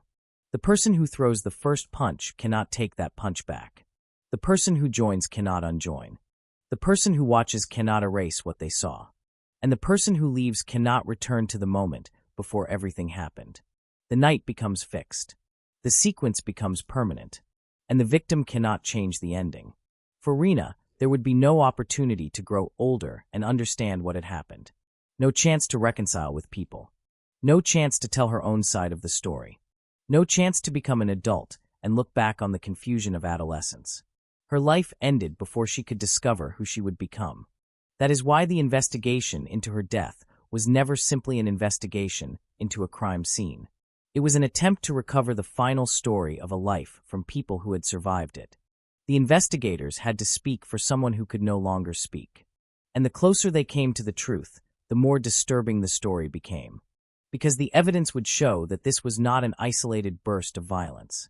The assault unfolded in stages. The group did not simply encounter Rena, strike her once, and accidentally cause a death. The circumstances developed. Violence continued. And there was an opportunity to stop. That is one of the central moral questions surrounding the case. At what point does a person understand that something has gone too far? Is it the first punch? The first kick? The moment a victim falls? The moment she cannot defend herself? The moment she is already injured? Or the moment another person walks away and then chooses to return? There is no single answer that can explain every participant. But the sequence matters. Because every escalation brings a new opportunity to make a different choice. The tragedy of Rena's death is that those choices did not lead toward mercy. They led toward silence, toward darkness, toward the water, and eventually toward a body discovered the next morning. When the news began to spread, the community would be forced to confront the reality that the victim was not an adult involved in some distant criminal world. She was a local 14-year-old girl. The people connected to her death were also local teenagers. This was not a story happening somewhere else. It had happened within the community. That fact gave the case a particular kind of shock. Parents began asking questions. How could this happen? How could teenagers become involved in something so violent? How did friendships and conflicts reach this point? What did other young people know? Could anyone have stopped it? And perhaps the most painful question of all, could Rena have been saved? There is no answer that can change history. But those questions would follow the case for years. The murder would become a symbol of the dangers of bullying and social exclusion, but those words cannot fully contain what happened. Rena's death was not simply a lesson about bullying. It was about violence. It was about group behavior. It was about resentment. It was about humiliation. It was about the human capacity to watch another person's suffering and fail to respond. And it was about responsibility. Who is responsible when several people contribute to one person's death? The courts would eventually attempt to answer that question. But the public would wrestle with it long before the legal process ended. There would be trials. There would be convictions. There would be appeals. There would be retrials. There would be years of argument over evidence and responsibility. Kelly Ellard would remain at the center of a long legal battle. Warren Glowatsky would also face the consequences of his involvement. Their lives would move forward in a way Rena's could not. They would age. They would enter courtrooms as young people and later become adults. They would have opportunities to speak. They would have lawyers to defend them. They would have legal rights. Rena would have none of those things. Her voice had ended on the night of November 14th. And that is why every version of her story must begin with caution. The details are disturbing. The crime is horrific. The people involved became objects of public fascination. But Rena should never become secondary to the people who killed her. The point of remembering her is not to romanticize the tragedy. It is not to turn her death into entertainment. It is to understand that behind every criminal case is a human life that once existed independently of the crime. Rena had a future. She had years that should have followed 14, 15, 16, 17, 18, college, work, friendships, love, mistakes, successes, ordinary mornings, ordinary arguments, ordinary birthdays. All of those possibilities disappeared on one night. And perhaps that is the most important image to hold before continuing the story. Not the courtroom. Not the accused. Not the headlines. But a 14-year-old girl walking into the darkness, believing that the night was simply another night. She did not know that it was the last one. She did not know that investigators would later reconstruct her movements. She did not know that lawyers would debate the meaning of actions taken around her. She did not know that her name would become known far beyond Victoria. She could not know any of that. All she knew was the world immediately around her. And in that world were other teenagers. People she knew. People she had conflicts with. People who, for reasons that would later be examined in court, turned against her. The first attack happened. Then it stopped. And for a brief moment, the possibility of survival remained. But the night continued. Some of the attackers returned. The violence escalated. Rena was strangled. Then she was left behind. By morning, the bridge was no longer simply a bridge. It had become a crime scene. And the girl who had walked into the night was now the center of a murder investigation that would eventually reach the highest levels of Canada's justice system. The truth would not arrive in a single revelation. It would come slowly.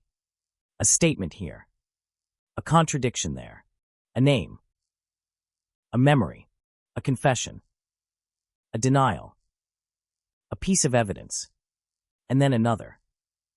Each fragment would bring investigators closer to what had happened. But each fragment would also raise new questions. Because in the Rena Verk case, the mystery was never simply the identity of a killer. The mystery was the entire chain of events.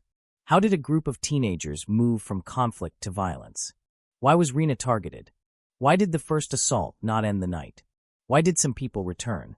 What happened in those final moments? And when the truth finally reached the courtroom, would the law be able to assign responsibility to the people who had been there? Those questions would become the foundation of the investigation. But before investigators could answer them, they had to look closely at the girl whose life had been taken. They had to reconstruct who Rena was before November 14th. Because the best way to understand what was lost is to remember that there was once a person here. A girl with a name. A family. A childhood. A complicated adolescence. A future that had not yet been written. Her life did not begin beneath Craigflower Bridge, and it should never be remembered only by how it ended. Yet that is where the investigation had to begin. At the bridge. Near the water. In the darkness. With the body of a 14-year-old girl. And with a community waiting for an explanation. The first question was simple. Who had done this? The answer would lead investigators into a world of teenage friendships, rivalries, fear, loyalty, and silence. And once those doors opened, the story of Rena Verk would become much darker than anyone initially imagined. To understand the death of Rena Verk, we have to leave the courtroom for a moment. We have to step away from the photographs, the legal arguments, the names of the accused, and the questions that would eventually dominate the headlines. We have to go back to Victoria, back to British Columbia, back to the world in which Rena was growing up. Because the place where a tragedy happens is never just a location on a map. A city has its own rhythms, its own neighborhoods, its own social boundaries, its own hidden tensions. The streets people walk every day can look completely different once they become connected to a crime. Victoria is the capital city of British Columbia, located on the southern tip of Vancouver Island. It is surrounded by water, shaped by coastlines, bridges, wooded areas, residential neighborhoods, and the steady movement of people between the city and its surrounding communities. It is a place that can feel both urban and intimate. The Pacific is never far away. Neither are the forests. Waterways cut through the landscape, and roads cross them, connecting one neighborhood to another. In many places, the geography creates a feeling of separation, even when people are only a short distance apart. That contrast mattered in Rena's story. The city was not a giant anonymous metropolis where nobody knew anyone. The teenagers involved in the events of November 14th, 1997, existed within overlapping social circles. They went to schools. They knew other young people. They had friends. They had disagreements. They knew who belonged to which group. And among teenagers, those invisible boundaries can sometimes become extremely important. A person can be popular in one circle and unwelcome in another. A friendship can change quickly. A rumor can travel through a school faster than an adult realizes. A disagreement that seems insignificant to an outsider can become a source of humiliation or anger for the people involved. That was the social world Rena was navigating.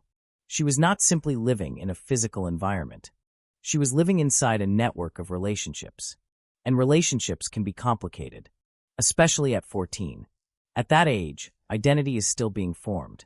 Teenagers begin to experiment with independence, with appearance, with friendships, with loyalty, with rebellion.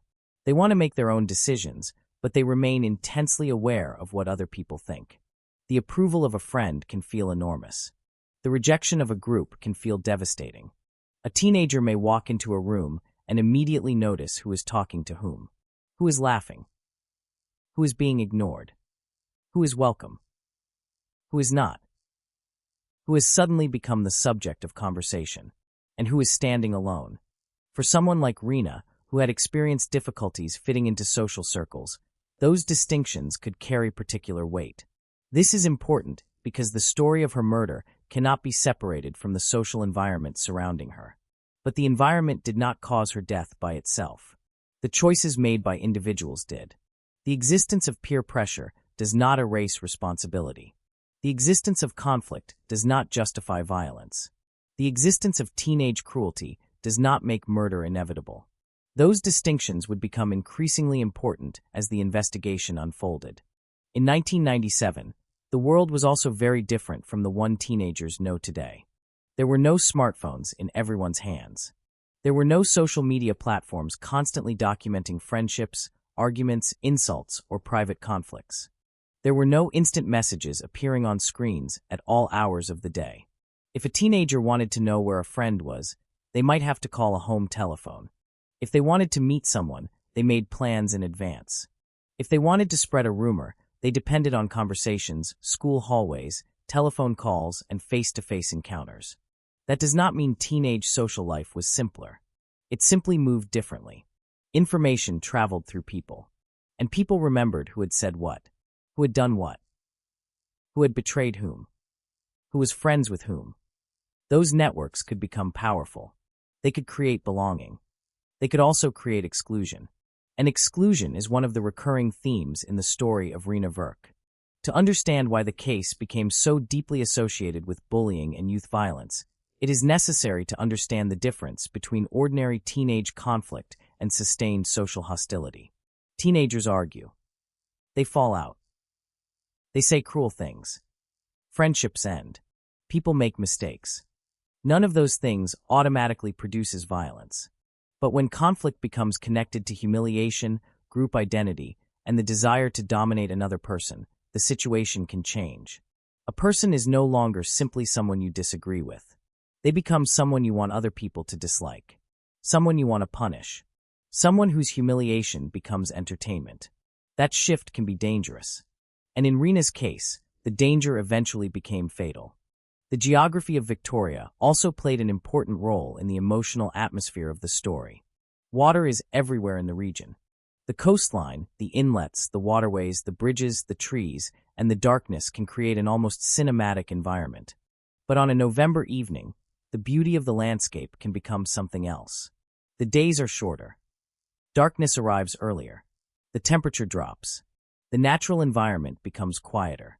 A bridge that looks ordinary during daylight can feel isolated after sunset. A familiar path can suddenly appear unfamiliar. A patch of darkness beside the water can hide people from view. And that is where the Craigflower Bridge becomes central. The bridge crosses the Gorge Waterway in the western part of Victoria. It connects communities that, during the day, are part of the normal movement of the city. Cars cross. People travel. The water continues beneath. But beneath and around a bridge, there are spaces where visibility can change dramatically. A person standing several yards away may not understand what is happening. A passerby may see nothing. A group of teenagers can gather without immediately attracting attention. That does not mean the location itself caused the murder. It means that the setting provided a physical environment in which the events could unfold away from the immediate protection of family, teachers, or other adults. And by the time anyone outside the group realized something was wrong, The critical moments had already passed. The bridge would later become inseparable from Rena's name. For investigators, it would become a location to examine. For journalists, it would become an image used to represent the case. For the public, it would become a symbol. But for Rena, it was simply a place she went that night. She could not have known what it would eventually represent. That is one of the cruelest transformations in any murder case. An ordinary location becomes permanently associated with death. A street becomes the street where someone was last seen. A house becomes the house where a victim lived. A bridge becomes the bridge where a life ended. And suddenly, places that once meant nothing carry the weight of memory. The Gorge Waterway itself is part of a larger coastal landscape that has long shaped life in the Victoria area. Water can make a place feel open and connected. But at night, it can also make a place feel isolated. The darkness over the water can swallow details. The sound of movement can travel strangely. A person can feel very close to the rest of the city while being physically separated from it. That contradiction would become part of the atmosphere surrounding Rena's final night. She was not hundreds of miles from civilization. She was near a populated community. And yet, in the moments when she needed help most, help did not arrive.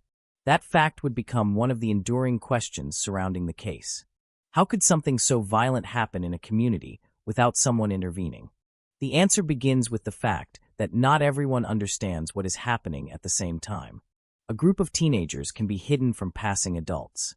A confrontation can look like an argument until it becomes an assault. A person watching from a distance may not understand the severity. And once violence begins, people can hesitate. They may assume someone else will act. They may be afraid of becoming the next target. They may not want to involve police. They may not understand that the situation is about to become deadly. But those explanations, while useful for understanding human behavior, cannot change the outcome. Rena died. And the community had to face that fact.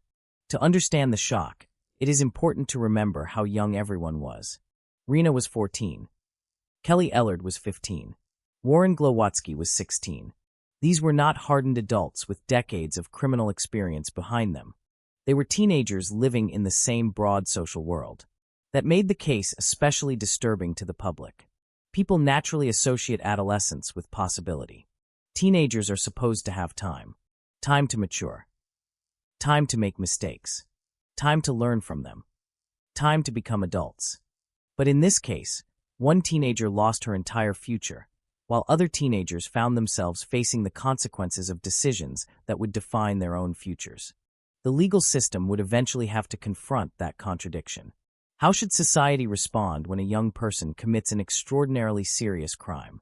Can someone who commits murder at 15 or 16 change? Does age reduce responsibility? Does it change punishment? How should victims' families understand a justice system that considers the youth of the people who caused their daughter's death? Those questions would become part of the later courtroom story.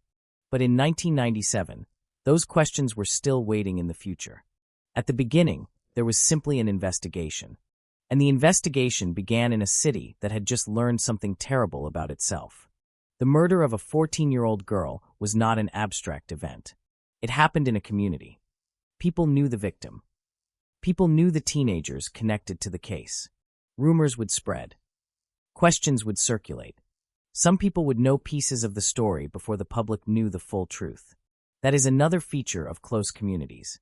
The official story often arrives later than the unofficial one. People talk. They speculate. They remember what they heard. They try to connect names to events. And sometimes, rumors can become almost as powerful as facts. Investigators, therefore, had to separate knowledge from speculation. What had someone actually seen? What had they personally heard? What had someone else told them? What was memory? What was assumption? What was rumor? What was deliberate deception? Those distinctions would become essential. The first task was to establish Rena's movements. Where had she been before the attack? Who had she contacted? Who had she met? Why had she gone to the bridge?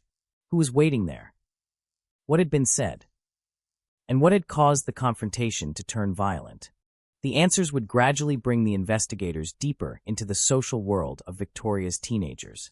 That world had its own hierarchy, its own friendships, its own conflicts. and its own language. To an adult investigator, some teenage disputes might seem trivial, but trivial does not mean harmless. For young people, social humiliation can feel enormous. A disagreement can become an identity conflict. An insult can become a challenge. A challenge can become a demand for retaliation. And once a group becomes involved, the original disagreement can become almost irrelevant. What matters is proving who is stronger, who is loyal, who belongs, who controls the situation. That is the psychological environment in which group violence can escalate.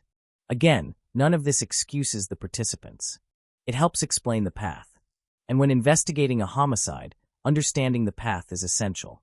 The police were not merely looking for a person who had caused an injury. They were looking for the sequence, the beginning, the escalation, the return, the final violence, the departure.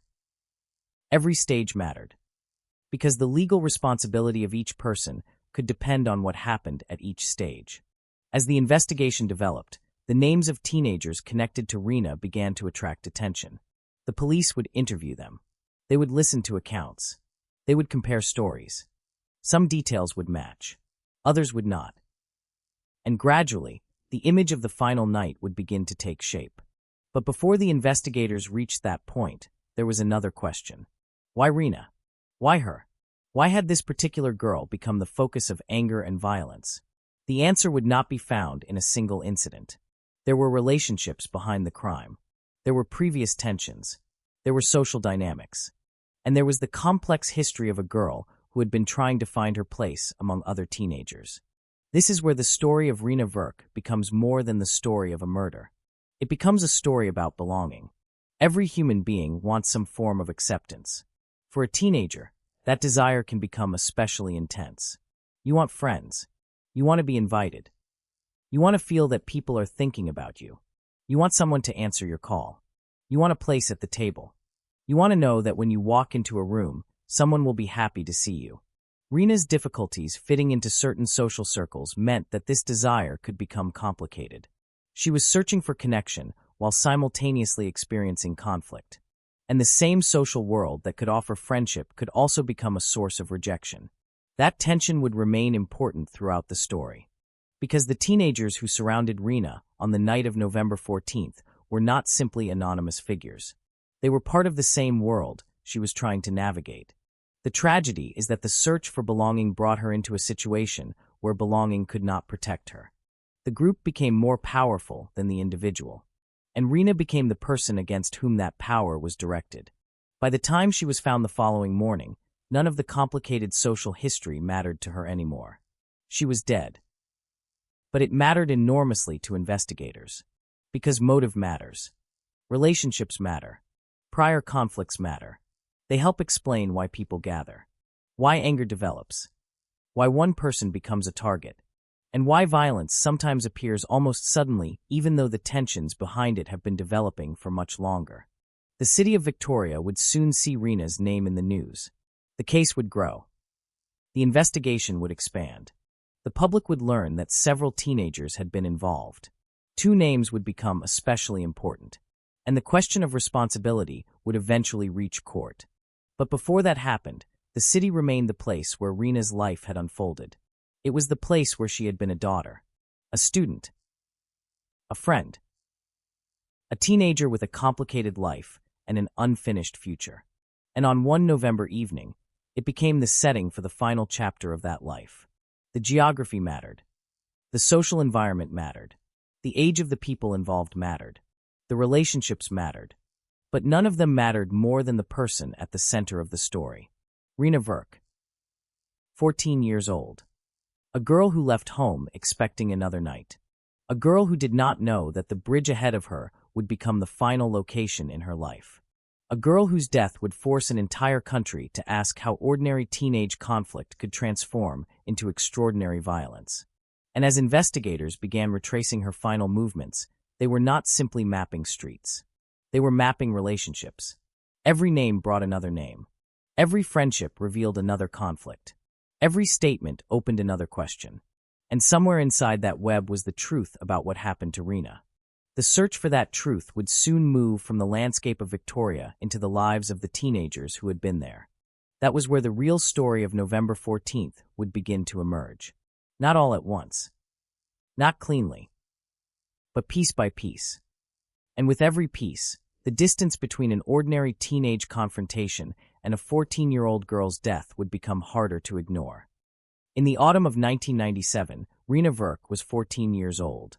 That single fact is easy to overlook once the story becomes a murder case. 14 becomes a number in a courtroom.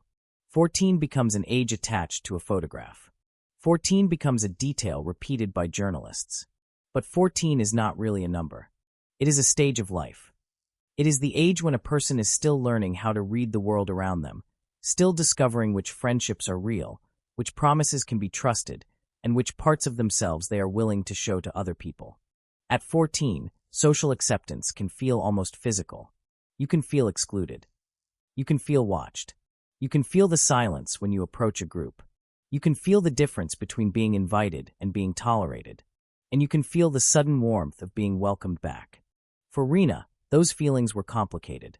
She had experienced difficulties at home and in her relationships with other young people. Her adolescence included conflict, behavioral problems, and attempts to find acceptance in social circles that did not always accept her.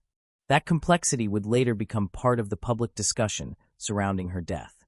But it is important not to turn a complicated teenager into a simple character. Rena was not merely the troubled girl. She was not merely the unpopular girl. She was not simply a victim waiting to be discovered. She was a person. Like every teenager, she could be contradictory. She could want independence while still needing reassurance. She could be angry and vulnerable at the same time. She could push people away and then desperately want them to come back. She could make decisions that caused problems and still be frightened when those problems became larger than she expected. This is what makes adolescence so unstable. A teenager can live several emotional lives in the same week. One day, a friendship feels permanent. The next day, that same friend becomes an enemy. One afternoon, a person feels accepted. That evening, they can feel completely alone. And in the background is the constant awareness of the group. Who is watching? Who is talking? Who is laughing? Who is deciding? Who is inside? Who is outside? Rena understood those questions because she was living them. The social world surrounding her was not simply a collection of friendships. It had boundaries. There were groups of teenagers who spent time together. There were people who knew one another. There were alliances. There were rivalries. There were old disagreements. And there were reputations. A reputation can become especially powerful among teenagers. Once someone is labeled difficult, strange, aggressive, dishonest, or unwanted, every future interaction can be filtered through that label. A neutral action can be interpreted as hostile. An awkward comment can become an insult. A mistake can become proof of someone's character. And when enough people accept the same story about someone, that person can become isolated without realizing how far the isolation has spread. Rena's relationship with some of the teenagers connected to her death was complicated by exactly these kinds of tensions. There had been conflicts before the night at Craigflower Bridge. Those conflicts mattered. But they did not justify what happened. They help explain the atmosphere. They do not excuse the outcome. That distinction is essential when telling this story. A true crime narrative can easily slip into a dangerous habit. It can begin to examine the victim's behavior so intensely that the audience starts asking what the victim did to cause the crime. But murder is not a punishment system. A disagreement does not create permission for violence. An insult does not justify a beating. A broken friendship does not justify killing. And being disliked does not make someone less human. Rena's story forces us to hold two realities at once. She was complicated. And she was a victim. Those things can both be true. The people who knew Rena had their own perceptions of her. Some saw her as someone who could be difficult. Others knew a more vulnerable side. Some had conflicts with her. Some were closer to her. And some would later become witnesses in the investigation. When investigators began speaking with people in Rena's social world, they were therefore entering a landscape where almost everyone had some history with someone else. That made the case difficult. Imagine being a teenager and knowing that your friend, classmate, or acquaintance has been murdered. Then imagine knowing that someone you know may have been involved. Suddenly, friendship becomes a source of pressure. Do you tell the truth? Do you protect your friend? Do you protect yourself? Do you admit what you saw? Do you admit what you did? Do you tell police about someone else's actions if you know they may face prison? These are questions adults struggle with. For teenagers, they can be overwhelming. The pressure of the group does not necessarily end when the violence stops. Sometimes it becomes stronger afterward. People may communicate. They may compare stories. They may try to understand what the police know. They may convince one another that certain details should not be discussed. They may be afraid. And fear can produce silence. This would become significant as investigators tried to reconstruct Rena's final hours. The police needed more than a theory. They needed evidence. They needed to know who had been present and what each person had done. They needed to separate fact from rumor. And they needed to understand the sequence. Because the sequence was everything. The first confrontation. The initial assault. The moment the group dispersed. The decision by some individuals to return. The second assault. The strangulation. The departure. The discovery. Each stage raised a different question about responsibility. But before the investigation could establish that sequence, it needed to understand why the group had gathered around Rena in the first place. The answer lay partly in the relationships that existed before the murder. Rena had not simply wandered into a random group of strangers. She had connections to some of the teenagers. Those relationships were not necessarily healthy or stable. There had been hostility. There had been arguments. And there were personal grievances. In the world of teenagers, a grievance can become a kind of currency. You tell your friend what happened. Your friend tells another person. The story changes slightly. Another person becomes angry. Now there are several people who believe they have a reason to dislike the same person. The original event may have been small, but the emotional version grows. That does not mean this exact process alone explains Rena's murder. Human behavior is rarely that simple, but it illustrates how a conflict can spread through a social group. And once a group agrees that one person is the problem, that person can become dangerously isolated. The group begins to see itself as us. The victim becomes her. That tiny change in language can be psychologically powerful. It turns a human relationship into a division. It becomes easier to be cruel to someone once the group has stopped thinking of them as part of the group. And that is one reason bullying can become so destructive. The victim is not simply being criticized. They are being pushed outside the circle. Rena's life involved this struggle for acceptance. She wanted to be included. She wanted friendships. But the social world around her could be unforgiving. And some of the people who eventually participated in the violence were part of that same world. This creates a tragic irony. The place where Rena was seeking belonging became the place where she was rejected most violently. The people around her were supposed to be peers. Instead, some became attackers. The group that might have provided protection became the source of danger. The psychological impact of exclusion can be profound. When a person feels rejected, they may become more desperate to regain acceptance. They may attempt to repair friendships. They may seek out people who have already rejected them. They may take risks to prove loyalty. They may return to situations that are emotionally dangerous because they want to believe that the conflict can be resolved. That may help explain why Rena remained connected to certain people despite existing tensions. Again, we cannot know exactly what she thought. We cannot put words into her mind. But we can recognize the human desire behind the situation. People want to belong. Especially young people. And sometimes the desire to belong can make a dangerous social environment feel safer than being alone. That is one of the contradictions at the heart of Rena's story. She was not simply looking for trouble. She was looking for connection.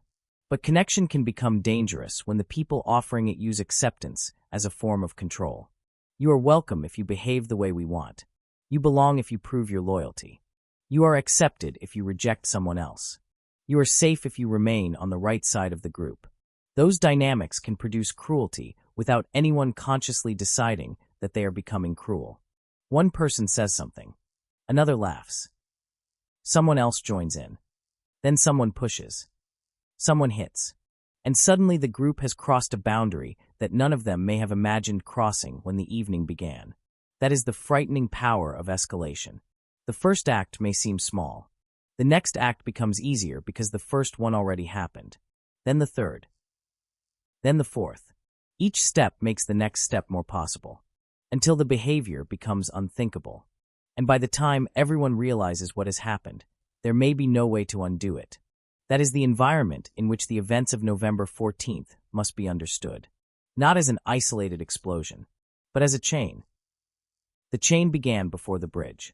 The bridge was simply where the tension became physical. The investigation would eventually examine what had happened before Rena arrived. But the public would initially know very little. News reports would focus on the horrifying discovery. A 14-year-old girl had been murdered. The circumstances involved teenagers. The story was shocking. And as details emerged, the question of bullying became increasingly prominent. It was a natural connection. A teenager who had experienced social conflict had been attacked by a group. The word bullying seemed to describe part of what had happened. But the word could also become too small.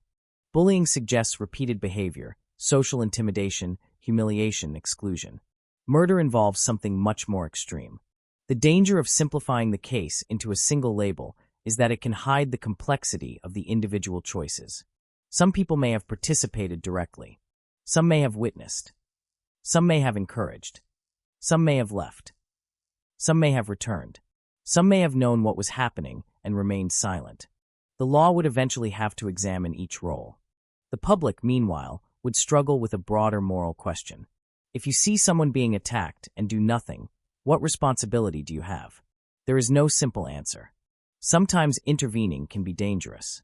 Sometimes people freeze. Sometimes they do not understand the severity of the situation. Sometimes they assume someone else will help. But there is also a profound human responsibility to recognize when another person is in danger. The Rena Verk case would become a painful example of what can happen when that responsibility fails. The physical environment near Craigflower Bridge made the situation even more disturbing. It was close enough to the community to be accessible, yet secluded enough for a group of teenagers to gather without immediate adult supervision. At night, the landscape changed. The familiar became shadowed. The water became a dark boundary. The bridge became a narrow connection through the darkness. And beneath it, Rena was surrounded by people who had once been part of her social world. It is tempting to imagine the scene as something distant and cinematic. But that would be misleading. The most frightening aspect of the case is its ordinariness. The people were young. The conflict involved relationships. The setting was a familiar part of a city. The evening began like countless other evenings. There was no obvious sign that a murder was about to happen. That is why prevention is so difficult. We often imagine that dangerous situations announce themselves. They do not always. A teenager may walk into an argument thinking it will be resolved in a few minutes.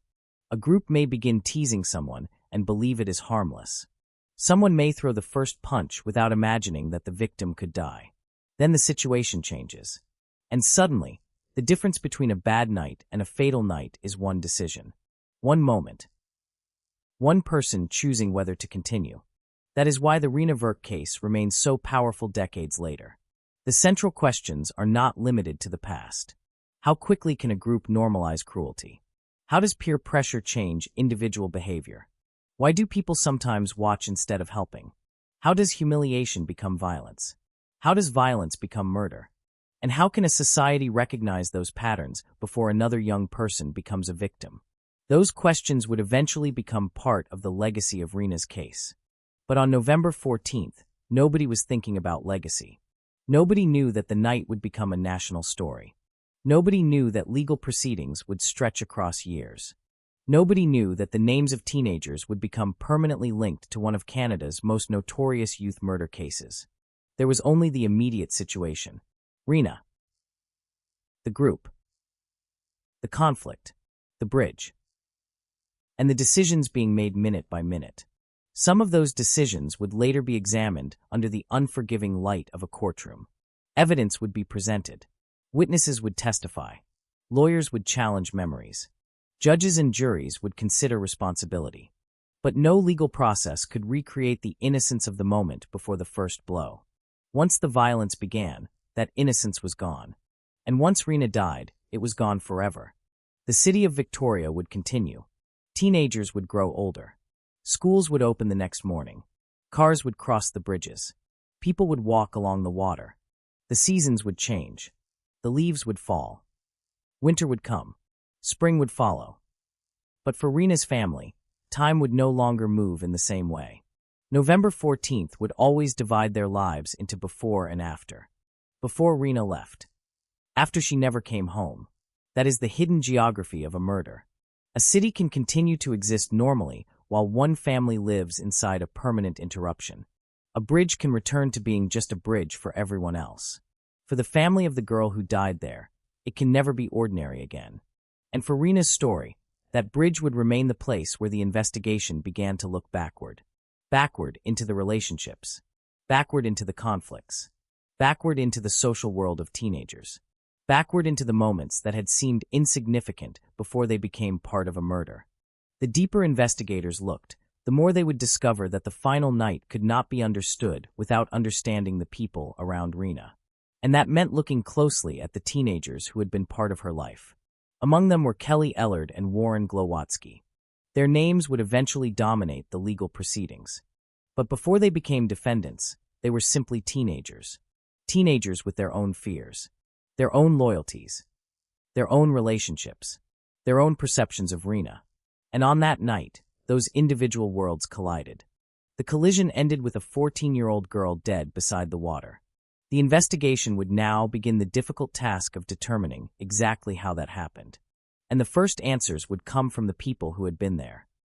By the time November arrived, Victoria had already begun slipping into the darker rhythm of the season. The days were shorter. Evenings arrived earlier. The bright, long days of summer were gone, replaced by the gray and cool atmosphere of late autumn on Vancouver Island. For people living ordinary lives, this change was barely remarkable. It was simply November. Jackets appeared. Lights came on earlier in homes and businesses. The daylight disappeared before dinner was finished. But on November 14th, 1997, darkness would become part of the setting for a tragedy that would later be remembered across Canada. The place was Craigflower Bridge. To understand why that location became so important, it helps to imagine Victoria not as a crime scene, but as a living city. Roads crossed over waterways. Neighborhoods connected to one another. People moved through the city every day without thinking about the geography beneath them. The Gorge Waterway was simply part of the landscape. The bridge was simply a bridge. Until one night, it became the last known setting in the life of a 14-year-old girl. Craigflower Bridge crosses the Gorge Waterway in the Victoria area, connecting communities on either side. During daylight, the location can seem ordinary. There is water. There are trees. There are roads. There are houses and neighborhoods nearby. There is movement. But darkness changes how a place feels. A location that seems open during the day can become isolated after sunset. The edges of the water disappear into shadow. Trees become silhouettes. The spaces beneath a bridge become harder to see. People passing nearby may not realize what is happening, and a group of teenagers can occupy a place without immediately attracting attention. That does not make the bridge responsible for what happened. The bridge did not cause the violence. The water did not cause it. The darkness did not cause it. People made choices, but the setting shaped what those choices looked like. And it shaped how long the violence could continue before anyone outside the group understood what was happening. This is an important distinction. A crime scene is not simply where a crime happens. It can also reveal something about the conditions that allowed the crime to happen. In Rena's case, the location was close to the community, but far enough from immediate adult supervision to create a dangerous space. The teenagers were young. They were together. They were angry. And the person at the center of their anger was isolated. That combination would prove devastating. Yet nothing about the location itself announced what was coming. There was no warning. No sign. No reason for an ordinary passerby to believe that a murder would take place there. That is what makes the setting so unsettling. The most terrible events can happen in places that look completely ordinary. A bridge. A street. A parking lot. A backyard. A school corridor. A place that has nothing unusual about it until someone dies there. After Rena's murder, Craigflower Bridge could never be viewed entirely in the same way. For investigators, it became a physical piece of evidence. For the media, it became part of the visual identity of the case. For people who knew Rena, it became associated with loss. And for the public, it became a symbol of a night when teenage conflict crossed an irreversible line. But to understand how Rena arrived there, we have to move away from the bridge. We have to go backward. The murder did not begin when the first punch was thrown. The tension had a history. Rena had relationships with some of the teenagers involved. There had been disagreements. There had been social friction. There were feelings on both sides. Those earlier conflicts created the emotional background for November 14th. Teenage conflicts can sometimes have a strange persistence. An adult may have an argument with someone and move on. A teenager may carry the memory for weeks. A comment made in a hallway can be repeated. A rumor can be passed from one friend to another. A personal disagreement can become a group opinion. Someone who was once a friend can suddenly become the person everyone is supposed to dislike. And once that happens, the conflict no longer belongs only to two people. It belongs to the group. That was one of the dangerous dynamics surrounding Rena. She was not simply having a disagreement with one individual. She was connected to a wider social environment in which different relationships overlapped. Some people knew her. Some had reasons to be angry with her. Some may have disliked her. And some would later become witnesses. This is why the investigation would be so difficult. The police could not understand the murder by examining only the final moments. They had to understand the people. And understanding people requires history. Who were they before that night? How did they know Rena? What had happened between them? What had been said? What did they believe Rena had done? What did they believe they were doing when they confronted her? Were they seeking revenge? Were they trying to humiliate her? Were they attempting to prove something to one another? Or did the situation simply escalate beyond what anyone initially intended? These questions would later become central to the legal case. But the answers were not immediately available. At first, investigators were dealing with the aftermath. A dead teenager. A shocked family. A community trying to understand what had happened. And a group of teenagers who knew that something terrible had occurred. Some of them had been there. Some had seen parts of it. Some had participated. And some knew the names of those who had. The police therefore faced a situation in which the truth was distributed among multiple people.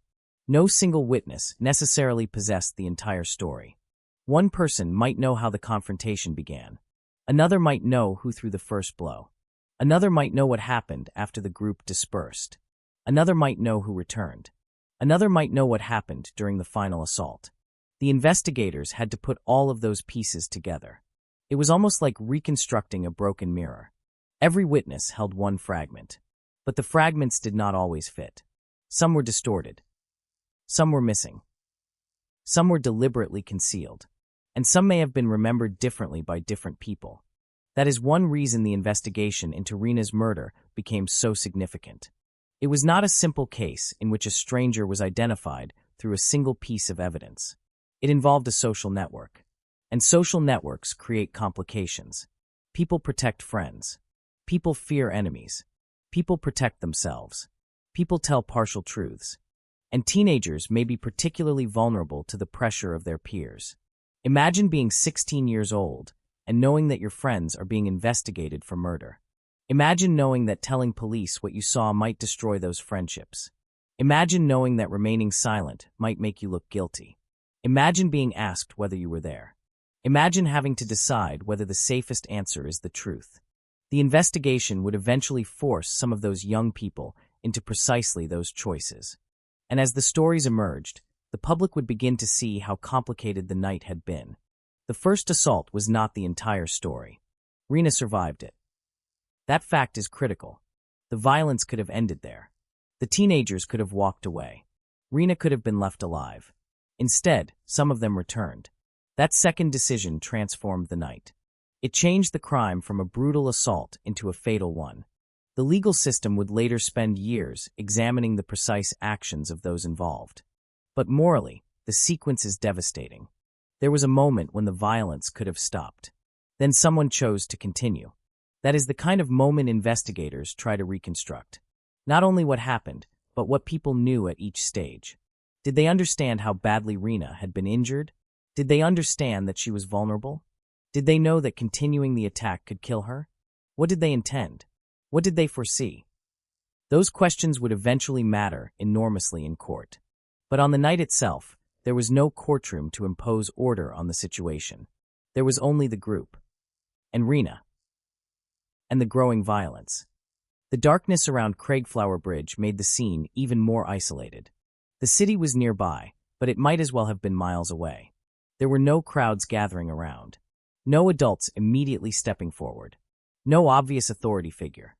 The teenagers occupied the space themselves. And in that space, the social rules of ordinary life began to disappear. No teacher was present. No parent was present. No one was there to impose an immediate boundary. The group became its own authority. And when a group becomes its own authority, the person outside the group can become extremely vulnerable. This is the psychology behind many forms of group violence. The group defines what is acceptable. If cruelty is rewarded, cruelty grows. If humiliation is laughed at, humiliation becomes entertainment. If aggression is admired, aggression escalates. And if nobody objects, silence itself can begin to look like permission. That does not mean everyone in the group has the same responsibility. It does not. Individual actions matter. But the atmosphere matters too. The environment surrounding an act can influence how far a person is willing to go. That is one of the reasons Rena's case became so important in discussions about bullying. The violence did not emerge from nowhere. There were social relationships behind it. There was exclusion. There was hostility. There was group behavior. And there was a victim who had become isolated. But the final result was far beyond bullying. A girl was dead. That is why the word bullying can never be allowed to soften the reality of what happened. Bullying can be cruel. But Rena was murdered. She was beaten. She was strangled. Her life ended.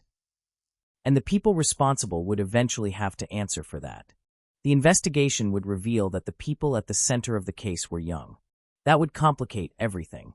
The public often expects murder cases to involve adults. People who have reached an age where they are expected to understand the seriousness of their choices. But Rena's case forced Canada to confront a different reality. Young people can commit devastating acts. They can understand violence. They can make deliberate choices. And yet they are still developing psychologically. That creates a difficult tension between accountability and rehabilitation. The justice system would have to consider both. But first, investigators had to establish the facts. And facts were difficult to establish when witnesses were young, frightened, and connected to one another. As police began collecting information, the names Kelly Ellard and Warren Glowatsky became increasingly important. They were not the only teenagers connected to the events, but their alleged roles would eventually become central. Ellard was 15. Glowatsky was 16. Those ages would remain attached to their names throughout the case. They were teenagers on the night Rena died, and they would eventually enter adult life, carrying the consequences of what happened during their adolescence. The legal story would become long. There would be trials. There would be appeals. There would be disagreements over evidence. There would be questions about intent and responsibility. But none of that had happened yet. At the beginning, investigators simply had a dead girl and a group of young people who knew something. And the truth was somewhere among them. The city of Victoria was about to discover that the most important evidence might not be hidden beneath the bridge. It might be hidden inside the memories of the teenagers who had stood there. What did they see? What did they do? What did they hear? What did they say afterward? Who was afraid? Who was loyal? Who felt guilty? Who was willing to talk? Those questions would slowly turn the investigation toward its first major breakthrough. But before the police could reach that point, the social world surrounding Rena had to be understood. She was not killed because she happened to be standing in the wrong place. There was a history. There were relationships. There were emotions. There were grievances. And there was a group that had, at least for one night, decided that Rena was someone who could be targeted. That decision was the beginning of the end. The bridge was merely where it became visible. And as the investigators began tracing Rena's final movements, they would discover that the story was much more complicated than a simple confrontation. The deeper they went, the more names appeared. The more names appeared, the more contradictions emerged. And the more contradictions emerged, the more important every witness became. Eventually, the police would begin to understand what happened after the first attack. They would learn that Rena was still alive. They would learn that the group initially separated. And they would learn that some of those involved came back. That detail would become one of the darkest elements of the entire case, because it meant that the final tragedy was not simply the result of one uncontrolled moment. There was another decision. A decision to return. A decision to continue. And after that decision, Rena never had another chance to go home. The bridge remained standing. The water continued moving beneath it. The city continued living around it. But the 14-year-old girl who had arrived there that night was gone. And the next stage of the story would move from geography to evidence. The police would begin asking the teenagers what they knew. Some would speak. Some would hesitate. Some would contradict one another. And eventually, one of the most disturbing nights in British Columbia's history would begin to reveal its secrets.